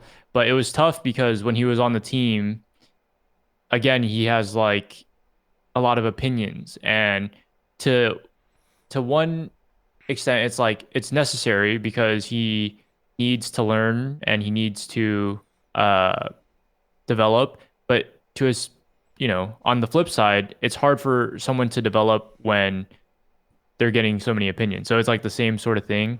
And I think with Nitro, the thing that changed is he just has his opinions, and right or wrong, or for better or for worse, it's just what we're gonna go with, you know. He's And got I his like think system that's kind of like he has like a plan, right? It's not. exactly, yeah. Yeah. So it's like it might not be the perfect plan, but it's what we're gonna go with, and then we'll refine from there. And I think that's like something that's very important. I think oftentimes for me and maybe for a lot of people, like if I wanted to start working out, the first thing I would do is like search up what's the best workout, or I would hit you up for like a program, Yeah. right? But it's like who the fuck cares about that? You know, who cares if I have the best program, but I'm never in the gym? You know, first thing is like getting into the gym, right? So I think with Nitro, it's more of that. It's more like we're just in motion, and once you get in motion, it's easier to stay in motion, and then it's easier to get better. And and yeah, I think it's very good. And then on top of that, he obviously brings a lot of experience and a lot of like understanding of like the big picture, which I think um, it just takes a load off of my shoulders. I'm so used to like thinking about everything that's happening and like keeping track of everything across the map. And now it's nice because I don't have to. I have him who's keeping track of a lot of things. But like I said, it's something I have to get used to, right? Like Is he I'm a used to. micromanager then? Like, does he tells people what to do a lot, or is it a? I think that he has rounds where he'll micromanage, but for the majority of the time, it's more of like he gives an outline, and then you can figure out how you want to do it, you know. Whereas, but there are times where he'll micromanage if he has a set idea. Right. But I like that more, I think, because oftentimes it's hard to know if it's hard to have everything so set because what if it doesn't apply to the situation, or what if it doesn't apply to like the way that this team is playing? And so having him give that freedom to you know some of the players to just come up with things that they want to do or things that they think is good, I think is really important. And if people don't come up with anything, having him as like the backup plan is good. Does it feel good to have like another trader on your team with you, like a Valorant A trader? trader. Yeah, I mean, yeah, it does feel pretty call, good. call your raise plays and your.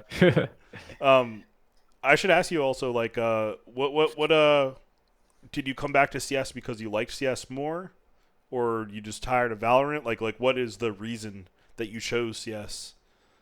At the time, it was because it was the best team that I could join. At least I thought it was going to be the best team. Obviously, we didn't do too well, but you know, I was looking through my options. I had a lot of options in Valorant actually because towards the end, I started to find, I guess, my play style and find my identity in Valorant. So I had a lot of options there. But then EG obviously hit me up for a talk, and then I talked to them, and they told me the lineup. I talked to Malik, the coach, and I was like blown away because I think he's a very organized and systematic coach, and I like the way he did things. And I just thought, okay, this team's gonna be good. So let's just fucking. I don't know if I'm gonna be good because I'm coming back to this game, but you know, I think I can. I think with some time, I could become good again. And yeah, so that's why I picked it. It's just purely because of that. And then on top of that, I had Soham at the org, and for me, it's very important to like work with people that I know. I think like when that's an option, I would prefer that option over like working with people that I don't know, just because I know what to expect from them, and they know what they can expect from me, and yeah. So if you deleted all prize money, all expectations, all tournaments from your mind for both games, what do you find more fun? Just if you were just going to load up and just play the game. That's a very. I mean, what about ranked? Like, are there ladders? Like, because Sure. Okay. Let's say it'd be like yeah ACIT versus ranked in yeah Valorant, yeah I would probably play Valorant. I can't yeah lie, because I just think that like you know I just find it more fun that the leaderboard is integrated into the game, and it gives me like a sense of like I'm grinding towards something. yeah. Whereas like on Face It, it just doesn't feel the same to like grind to get #1 on Face It. I don't know. I agree with you, and I never played Valorant as much as you, but like I got Radiant like a couple years ago, in like I don't know 2021 or 22 or something, and like just queuing constant games is more fun in Valorant. Yeah. I Yeah, don't dude. know like how to explain it. Like you just keep playing and like it's just more fun. I don't know how to explain it. Like CS at a high level, I think I like it more. I mean, Yeah, for sure. personally, like I think Valorant's, I get a little tilted at all the ults. I'm not gonna lie. Like I'm not. I 40 think flash strikes. if you just deleted all the ults, I'd think the game would be awesome. But that's just my opinion. I have a quick hot take. I'm not gonna expand on it at all. I'm just gonna say it, and then you guys just have to live with it. All right? Is we talked a lot in this conversation about how pugging can be extremely good. Okay, I'm gonna tweak this because we're talking about leaderboards. I really feel like one of the worst things that have happened to the team and the high level aspect of FPS games are leaderboards, like the pugging system, the constant like solo queuing instead of like focusing on playing as a team. Even though I think those systems kept games growing because without it, you're not going to have a big user base, right? If you can't solo queue, if you don't have a face it, you don't have ranked in Valorant, for example. But I really feel like it only is good for high level for people like Tim, people like you, people who reflect. But for the average person who's pugging, who eventually wants to get into main and then advance, I really feel like they're not reflecting, which means like it just becomes like almost like it makes you worse by the time you're about to play on a Yeah. team that's good or getting better, right? I feel like thinking back into like the 2010s, early 2010s, 2010, 11, 2009, that time frame, there was just so much more scrimming, 10 manning, so much more like playing as a team, and people were just better as a team. Yeah. Now you have to wait until people are happy with their pugging leaderboard stats, and then they're going to join a team, and then you have to teach them everything. So that's also slowing the progression down. I'm sure globally, but definitely in It's NA. because it pushes everyone to be a star. You Yep. know, Yeah. like that's all it does. Like if you want to be top of leaderboard, you are not the guy throwing flashes. Like that's just not like maybe if you're blame F, but like Yep. like for most people though, like nah, it's not gonna happen. So I definitely agree. I think back in the day we just played money 10 mans, random 10 mans for Yep. no money. Like people are playing the roles. They don't give a shit if they're the top fragger of the game back then. I mean, sure, some guys are always gonna care about stats, like And those 10 RYX. mans were more structured, let's be honest, right? Yeah, The yeah. people your teammates were and people you're playing Because against, you like, get banned, you just get kicked yeah, out. you get kicked out. You're playing with pros or folks that are nearly pros, and it's like you have a more structured. It's like the most structured pug, and as Tim mentioned in one of his IGLs had mentioned, Janny Jones, I think you said, a match is nothing but an organized pug, a super organized pug, right? And you got total reps of that in those 10 mans back in the day, and like you're not getting the Yeah. same reps in No. pugs now. I mean, definitely. Like when I was playing pugs, I was literally grinding like open. It's not like I was just only playing the pugs. And I think like in Valorant, I don't know if like Riot would ever do this, but if they had like an academy league where like all the teams could pick up like ranked players and put them on academy teams, and then like that's how you get picked up to the main team, Yeah. I think that would be like way better. But again, we've been talking a lot about like developing talent. It's not the way to go, in my opinion, to like pick up a player who is not necessarily they're good, but they're not ready, right? And then just throw them to the wolves, and then it takes a lot of seasons to develop that. And in Valorant, your season is only 4 months, so if you fuck up the first, or I don't even know, is it 4 months or It's short. something like that, right? Yeah, it's short. You have a Yeah. 6 month off season. So if you fuck up there, Yeah. right? Then you have like a 6 month off season, and then it's like, what are you gonna do the next season? Are you gonna double down? Are you gonna get a new roster? And There, it just there, doesn't there seem are good. much more instances, and I'm saying these names, but not because I think they're bad players, but there are much more instances of Hext and Kai, and more recently in Furia, where they get thrust into the spotlight, Oh and yeah, there's so much extra pressure. Again, not internal from the org, but if you don't do well in your first like whatever 3 months as a pro, it's like that can affect your confidence forever. yeah, you know so yeah, I mean there's more instances of that, like, but we get blindsided as a community by like the donks coming in and just owning, Zaiwu coming in owning, or like You know, they remember Elige when he was already great, or like Twist when he was already great. It's like, dude, most people that get thrust into the spotlight, it's not a gradual rise. They will fail. Most people will. But again, you know, we think about all the flashy ones that made it work. Simple, Zaiwu, Donk, Brax back in the Yeah, day. we're looking at Tim, the Stu, elite of the elite, right? Like those are the anomalies. They're not normal, and people always want to compare themselves to anomalies, right? Like that they always want to be the next Simple or Donk. Like they don't want to be the next, Hunter, even. For yeah, example, and they like, want their favorite team to pick up the next Donk or Simple, as if they just appear. They just grow, they're like Yeah. mushrooms. They just grow on one perfect day of weather, in this case rains, and boom, you got your Donk on your team. Yeah. That's the I mean, exception. Like, you're lucky when that happens. I mean, people don't even know this, but before C9 picked up Freakazoid, they asked me if I wanted to like try out or join or whatever, and I literally said no because I'm gonna just play with Valens and I'm gonna like grind with him, and What then a all of a terrible sudden, decision, huh? I mean, it was probably one of the best decisions of my life because, what if I wasn't ready at that point? And then what if, people don't think I'm good and then I don't get a chance? And that's the worst. Is if you're not quite ready and you get a spot and then you ruin your chance, it can like Yep. ruin your entire career. Like, Yep. yeah, especially if you're not mentally resilient. If you're mentally resilient, you'll probably still be able to come back. But I find a lot of people, like, it can be hard, man. Like, especially if you're someone that can't not look at social media when you lose. Yeah. Like, Because the first impression is the last impression in esports. You know, the recency bias is so strong that, like, you got to be mentally resilient by the time you're in the spotlight, for sure. yeah. And like there's a sense of like earning it too, because back then it would have been really easy because I think C9 was one of the only teams I was getting paid. And nowadays I feel like younger players, they want to get paid to develop to be pro. But it's like, if you want to develop to be a pro, why should anyone pay you? Like you Yeah. should be developing yourself. Like it makes no sense. It's like if you go to college, the college isn't fucking paying you to go to school so that you could have a job later. You're paying the college. You know what I mean? But essentially, yeah, I don't know.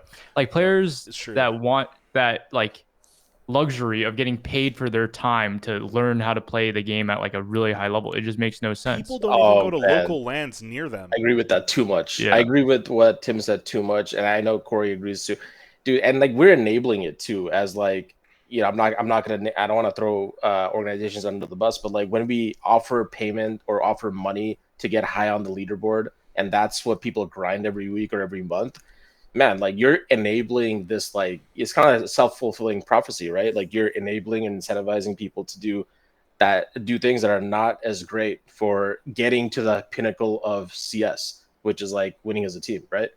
So it's nice though, because in the sense that you can earn some money, you don't have to work part-time, focus more on Counter-Strike. But I think it's nice when tier 2 teams that are getting closer to tier 1, like for example Nouns or MAD, get salary, because I do think it helps for them sure. Yeah. break sure. into the tier 1, and I think it's very difficult to do it. But when you're underneath those teams, unless you have a brand power, like you're streaming, getting 500 viewers, 1,000 viewers, and I don't think you should expect a lot of money. Like, any money you get is like nice, like it's like cool, but like Tim said, we played for years making zero money. We might sound like old cranky men when we're saying this, but orgs, if you have the money, yeah, spend it on your players. I'm talking about like the tournament organizers or platforms that are incentivizing doing the wrong things. It's like, yeah, if you're an org and you're in main and you have $500 per player that you can offer up your players, fuck it. I think that's awesome. By the way, I think it's lame when players I need 3K. I'm like, yeah, bro, exactly. Like, what? Like, but where did that why? expectation come from, right? It's why like, do you deserve 3K a month? Like, I don't get it. Like, that's the thing. Yeah, I'm mainly talking about it from a player perspective. Like, no one's forcing you to try to go pro, So like, why do you feel like you like deserve a certain amount of money to attempt to go pro? It's like, if you want guaranteed money, like, go to school, go the traditional route, like, or just go find a job. Don't play CS. Sell drugs, We're back to equal opportunity versus equal outcome. Oh no, dude, we can't get to that. We can't get to that topic. Okay. As long as the path to pro, no, I mean, to be honest though, as long as the path to pro is existing, yeah, that is the main thing you need. And if you're good enough, you'll make it. And if you're not, you won't. But being incentivized to go pro, like Tim was saying, that's ridiculous. This kind of transitions well to the next question from Kyle. what's the day-to-day grind like for a CS pro right now in NA? So that'd be more for Tim. I mean, I can answer it Oh too, yeah, but yeah. It's for you too, more than me. Yeah, I mean, for me, it's normally, waking up at least 2 hours before practice. Most of the time, I try to do like 3 hours, then watching VODs in the morning, either of my scrims or watching, whatever matches were played or watching a POV if I needed to work on something. Do that. Just go over like my goals for the day, and then that normally takes like an hour to 2 hours, and then eat before practice. Then server time, normally 2 hours to an hour if we're doing like a light server time, and then we try to get at least 4 scrims. We rarely can get 5, but if we can, then we do it. And then do you have a spend some break in time. between your Yeah, scrims? yeah, Yeah. yeah. 1 hour break. And then normally it's just like dinner. Spend time with my girlfriend and the dogs. And then I come back on for another like 2 or 3 hours of work. So all in all, it's about 6, 8. It's about 10-hour day. Um, and that's like, It's kind of broken up, but it's like essentially like yeah, 10 hours total, kind of. yeah, and that's like more of a normal day when we're at boot camp. For me, it's like a lot more than that. Yeah. But I've actually been trying to like do a little bit less because I feel like even 10 hours is like a lot. But yeah, that's the day to day. And when I was coming up, it was a lot more than that. Uh, I remember when I was on a team with you, Corey, I was literally not sleeping. Like I don't know if you remember, I we had a remember. match, and I think like I just needed to perform because I had just dropped out of school and I like didn't sleep. 'Cause I was like, man, what if I fucking suck in this match? I'm gonna get cut. And then I was like DMing all night, and then yeah, don't do that. Don't do Yeah, that. no, definitely don't sacrifice sleep. But I get it. Like, it's definitely like it can get hard to sleep when you're thinking a lot about like performing, or like you said, you have any mild anxiety like in the back of your head. Like you said, you quit school or whatever, so now you're kind of putting all your eggs in the one basket. But yeah, like I would say that it's pretty similar for my teammates for schedule wise. Like it would be like they probably watch less VODs than you, but yeah, it's just like usually like I'd say most players like an hour warm up, DM, blah blah blah. Some players, the lazier players, and you are lazy if you do this, roll out of bed and just log on for prac. Those people I'm not a fan of. I think it's disrespectful to your teammates personally. I think like you should be awake and have ate and showered at the minimum.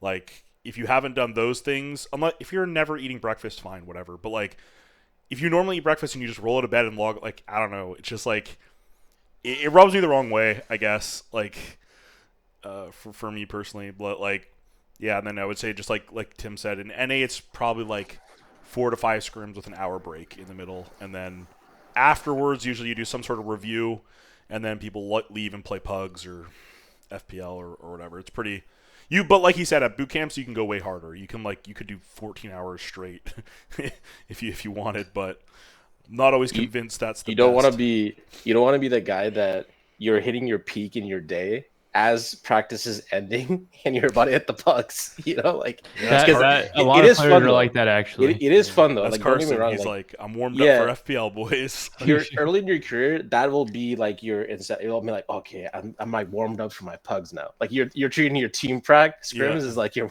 like look, that's fun. Like that, you don't skip it. Like I think you should go through that phase for sure. But eventually you should go out of that phase. Like you're pugging. You're not optimizing for streaming and pugging. At the end of the day, you should be optimizing for team prac. all right. This was kind of interesting. I guess it'd be more for Som. Talk about the special software Valen uses for CS and why it didn't work for EG. That's a great question. No, but honestly, like we touched a lot about on like how do you give credit to players that it doesn't show up on the scoreboard, right?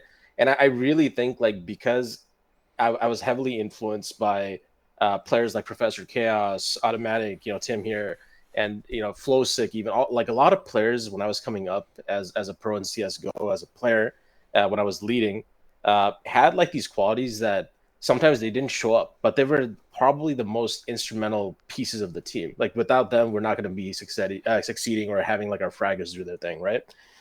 And this was before Tim became the main fragger too. So I think like when I eventually wanted to make that switch to like data science in esports, I wanted to just build different types of models that uncover impacts when it doesn't show up on HLTV rating, or it doesn't show up in ADR, it doesn't show up in, you know, these commonly utilized statistics, but also account for the fact that like when you're taking a duel, like let's track, are you doing a good job?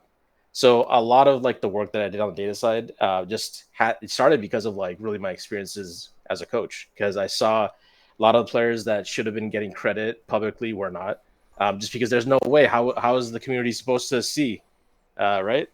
My Always the cat. baby. No, how's the community supposed to see the impact when there are no ratings that are really helping with that? Maybe there's flash assists, and you know, here and there you see like you guys remember those posts from HLTV back in the day where like effective flashes or enemies flashed were like Yeah. the big stat, and like if you're an opera, you saw like falling up there, skedoodle up there, and that was like the extent of statistics.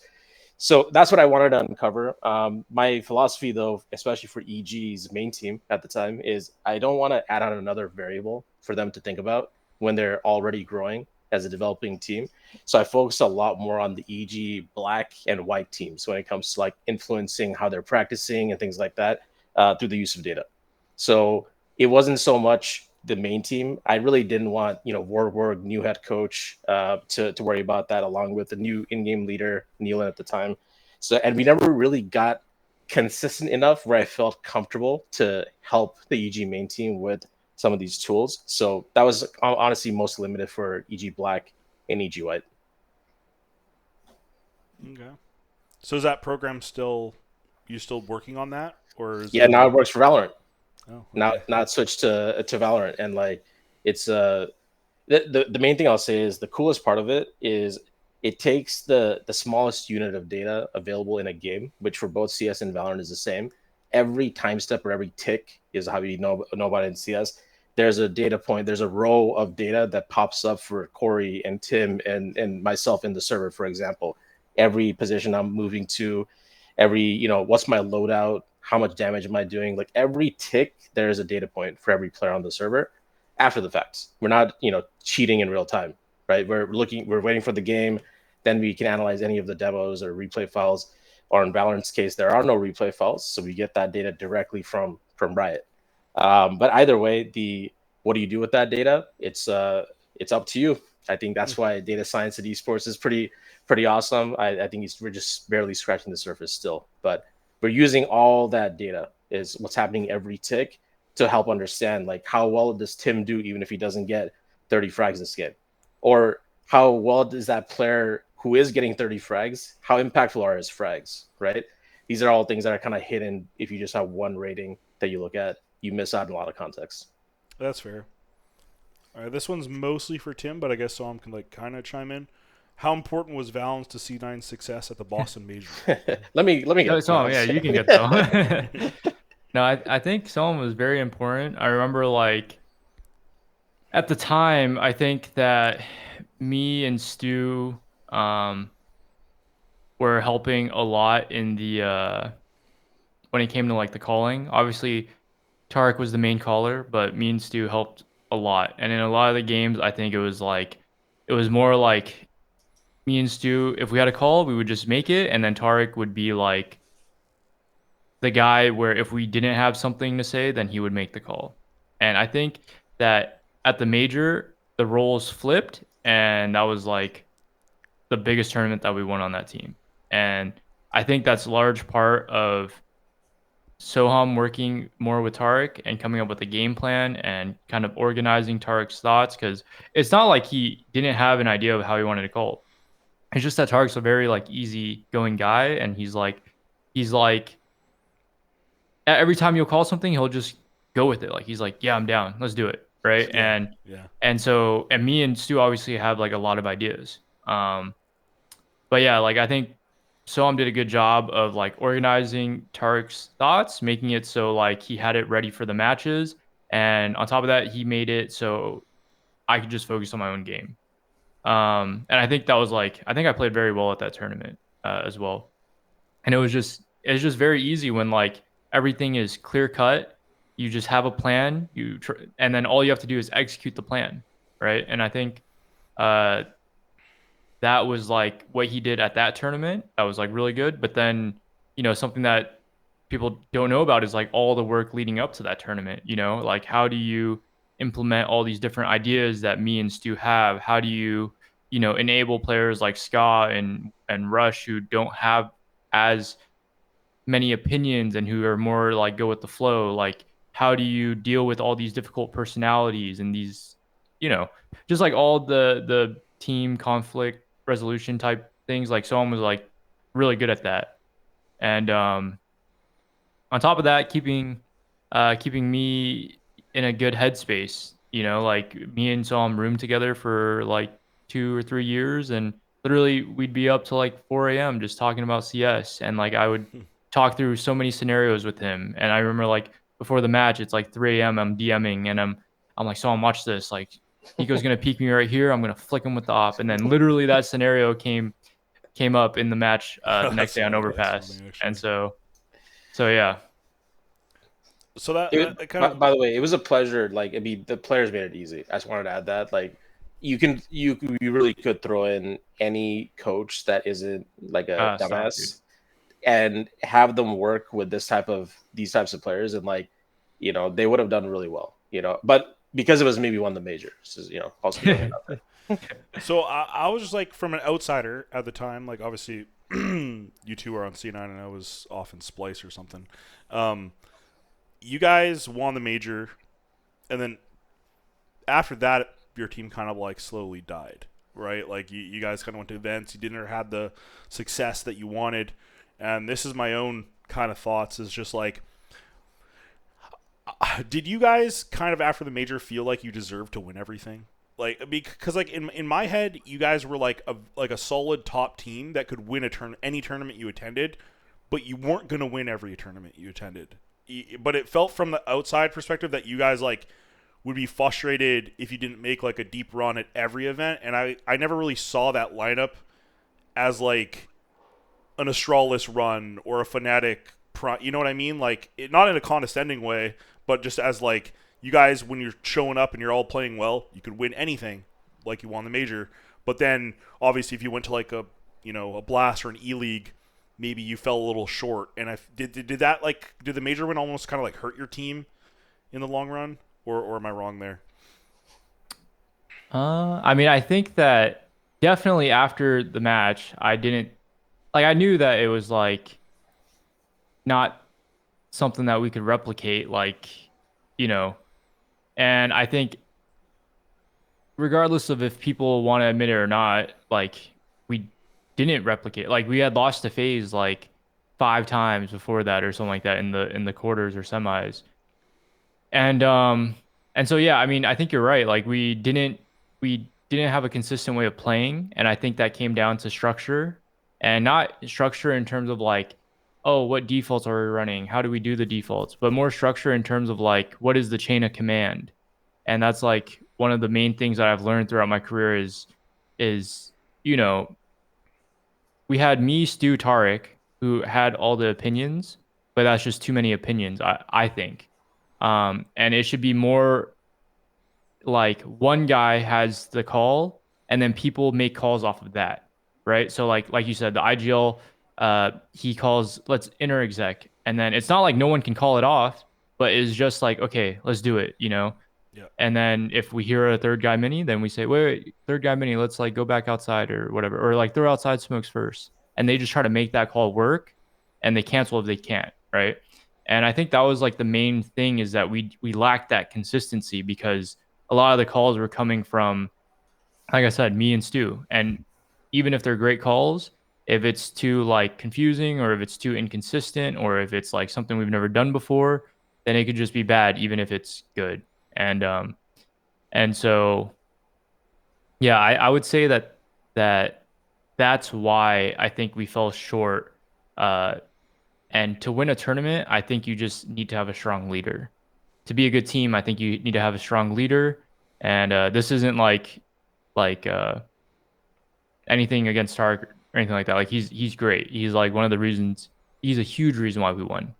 Um, but it's more like just I think how it has to be if you want to win. Like you need someone to depend on. You need someone who's going to take all the responsibility in the win and in the loss. And then all the other players, they just work on executing the plan and they do their job really well. And that's it. I think that's how you win. So it sounds more like Tarek was like the caller, but you guys were like calling through him like half the game, kind of Yeah, like. I think a lot of it, yeah. And it's like, see, like that's not an ideal scenario in my opinion. And we made it work even though it wasn't ideal. You know, like Tarek was making it work. Soam was making it work. I was making it work. Like every Stu was making it work. Everyone made that team work, but it just wasn't like an ideal makeup. You know, like it wasn't an ideal composition for a team, in my opinion. And then I think like you know, what people used to think back in the day is like, oh, we need more vocal players. But it's like, I don't necessarily think that you need like five really vocal players. I think you need like two vocal players or like one really strong leader and then people who can facilitate, you know? And I think that's more that's like what's important. And so yeah. I agree. That's the problem that we were having on Nouns actually is like Carson was obviously became a caller, and then he felt like he didn't really have a second voice. So he's like, if I feel lost in a round or like I might not know what to do because he's obviously a new caller too, right? So he's not doesn't have all the experience. He's like, no one else helps me. You know, he's Yeah. like, I just feel like alone, and then it's just like, yeah, it's always nice to have that voice being like, hey, we could try this, or you know, like they did this, we could do this. But like you said, if you have four people doing that, then it's almost like Tara can't be a real caller because Exactly. like since he's doing half your strats, he never gets to run his own system or be able to call a fake because like he might call it like for example what I would do as a caller is like sometimes I'd have a strat and then I'd have a strat that fakes off that strat. I mean I think every caller probably has something like that.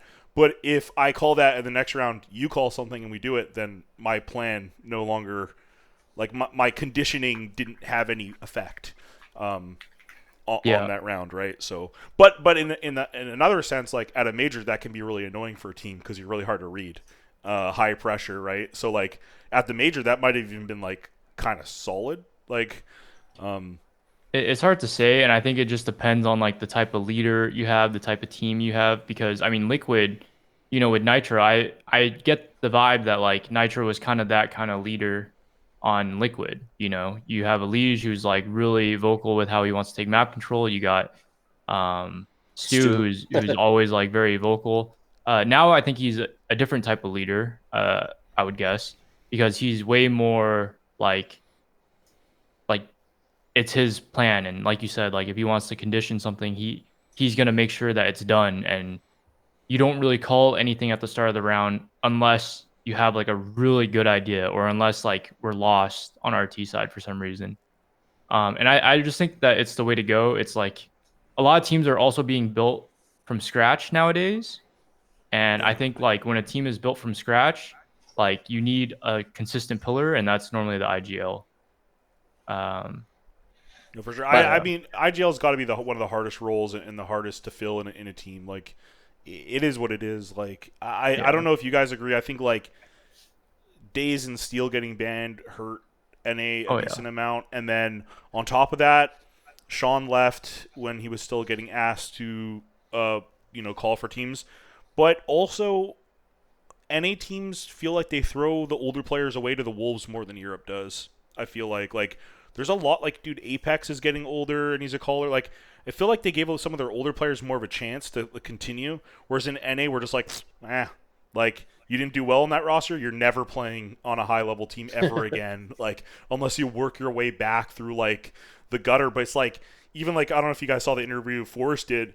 Like Forrest said, and he's not a caller obviously, but he was saying that like, oh, I still want to play tier one. I think I can do it, but I don't want to grind through tier two again. Which like I totally understand that, but I don't know necessarily if he could play tier one. But I'm just saying like I feel like we do that a lot in NA here, where like we just kind of like we take these experienced players and we're like, go become a coach, or like like they don't let them play. Yeah, I think it's tough because of the tier 2 grind. Like right now I'm grinding through tier 2 and it's hard because once you're used to performing under like certain conditions, like once you're used to performing with adrenaline and like with a stage and with all these other things, it's like hard to just like play in your bedroom. you Yeah. know it's like really hard, and it's hard to like get the same excitement, which like can help you perform. you know so but it's overall, it's like it's my choice. Like no one's forcing me to do this. I want to play, so that's why I'm still trying to grind throughout tier two. But yeah, I definitely agree. I think like a lot of the younger players, they see like the older players and they think, oh, he's washed, but it's like, I don't know. But I don't think even if that's he's necessarily washed, he true. might be able to help you in a different way. Yeah. Like sure, I totally agree. Like, you don't want to bring a wash player and make him like your star opper. Like Yeah. I get that, but yeah. But anyways, I think Tim's got to go. I think your dog is graduating today. Yep. Yeah, so he's got to Oh, nice. go That's awesome. do the ceremony. Congrats. Thank you. What's his or her name? Her Is it? name's Senna. Senna? We got Okay. a puppy not too long ago, so Yeah. Nice. Okay. What kind of yeah. dog do you have again? She's a mix. She's a golden retriever, poodle, German shepherd mix. That'll be a nice dog. Yeah. Nice. So yeah, if you guys want, I'll put all the links in the description. You can follow Tim. He probably won't respond, but you know. No, but yeah, thanks for coming on, man. Appreciate it. Yeah. Yeah. Any last words from you guys? I think from my perspective, like if you're listening and you're an aspiring player, also don't take everything we're saying as gospel too. Like I think it's important to just like think for yourself. That's the common theme across this entire conversation is like the biggest thing you can do for yourself is learn how to think for yourself. And as early as possible in your career you can get there, the better you'll end up, even if you're considered just for your aim right now when teams are looking at you, like you gotta understand that. And also, just because you get more resources but you don't know how to utilize them isn't going to be a good thing. Like a lot of teams get worse when they become a little bit better. Now they have a sports psychologist. Now they have they're in person more together, and like now it's like because you're changing up the routine. So before you do that, make sure you feel stable in the routine that got you good in the first place. Don't throw it all away just from hearing all this advice you're getting. That being said, you have three very informed and knowledgeable people here, so you might want to listen to us a little bit more than the average person. Well, I agree with what you're saying. I think it's like it's kind of what I say in lifting to some people is just like if what you're doing in Counter Strike is working, and you're really good, and you're doing some weird shit, you're playing KZ maps only, and like you don't even pug, and you play and you're dropping 30, and you're legitimately good. This isn't like you're playing noobs. Keep doing what you're doing, man. You don't change anything. Just keep doing what's working. But if you're bad and you want to be better, then maybe take what some of us are saying and start applying it, being better in your routines and stuff. Like some people are just gifted, man. Like it's like some people can go to the gym, they eat KFC, they don't even fucking do anything, they look fucking awesome. But for most people, they got to try, they got to put an effort to look a certain way, But so it's just like I don't know. I just say be honest with yourself. Like so many people think they're better than they are, and I think every player kind of goes through that phase at some point in their life. But once you play the good players, you'll be humbled real quick. So that's when you need things to fall back on, and you can't always be like one-dimensional, right? Like you got to have more faucets to your game, stuff like that. But look for people you can grow with, man. I mean, look, I don't think us three have talked like this in a long time. Maybe it's been years. I don't really know, right? The last time us three were talking like this. But find people that you can trust and grow with, that you can hop on a podcast years later and it feels like you've never left conversation. Aim for that, and that's how it's part of your consistent journey, right? Tim, I think you gotta loop us out. You should be the last word here. Yeah, well, I guess I just want to say thank you to you guys for having me on. I mean, thanks, Soham. You're like probably one of the most influential people when it comes to how, I view life, how I, navigate through problems day to day, how I treat other people. I think you've helped me a lot throughout the years, so I really appreciate that. Just wanted to say that to you. And then Corey, I mean, I still remember the nights when we were on Complexity, and I'd come home from the gym after 2 a.m. and we'd be watching demos together, just going through Guardian demos, you telling me everything about, how you use the Kinzu and all this shit. No, but Yeah. I remember you literally like walking me through everything that you watched, everything that you learned, and that helped me a lot when it came to when I'm watching demos, and it's stuff that I still try to apply. And what I said about having like a uh, consistent way of playing, and that's how you refine. I mean, that came from you, right? Like I think that's the story of your career. You've always tried to do that, and yeah, and so yeah, I want to thank you for that too, and thanks for having me. Appreciate it. Love you guys. Always good to chat. No, you guys are some of my favorite teammates. I always said my most fun teams were probably originally Area 51, and then probably like Nylum times were like really fun. Like obviously C9, I had like the most success maybe, like like going to a bunch of tournaments. But there's something different about being on Area 51 and Nylum just because it felt more like we're just playing the game because we like the game.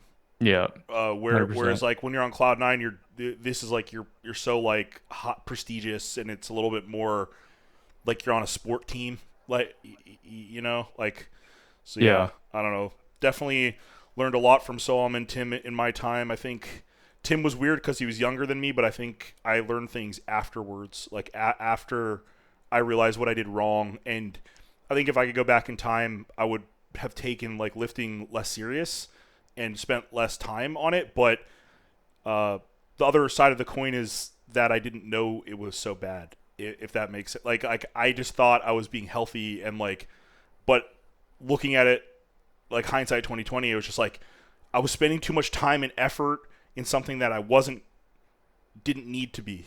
If that makes sense. yeah, Like obviously I've turned it into something else now, but like at the time, like I did, like my priority should have been Counter-Strike, and I shouldn't have put so much effort into that. And it's just like definitely you're getting pulled in too many directions, and it just you only have so many resources in a day, So I definitely think like, yeah, obviously I can't change the past, but but We've yeah, learned too many things from you, Corey. I mean, yeah, it's great. It's amazing that you're reflecting on it. But just want you to know, man, like core concepts to this day that I still remember come from both of you for sure. But especially Corey, when you were IGLing and teaching us like, hey, you're on a timer when a smoke goes down on one side of the map. Like that's your time to walk. Cut noise. Like we should be cutting noise early A main before getting into cash A main. I remember like small things like that, man. Like it sounds simple now, but there are just things that you taught us that I don't think can be simplified any further. And that's how you retain information, right? You make it as simple as possible. And Tim, like you're an old soul in a young fragger's body. Yeah, seriously, like you've taught both of us so much as well, and like I think we've all learned a lot from each other. And again, like I said, this is the type of teammates you guys should aspire. Listening to this, try to find folks like this where you're learning from each other. You don't feel like you're above them, and at the same time, you know that you have things to offer them as well. They make you feel that way, right? Um, it's a beautiful thing. And honestly, again, Corey, thanks for having us. thanks. appreciate All it. right, peace, boys. Later. See you guys.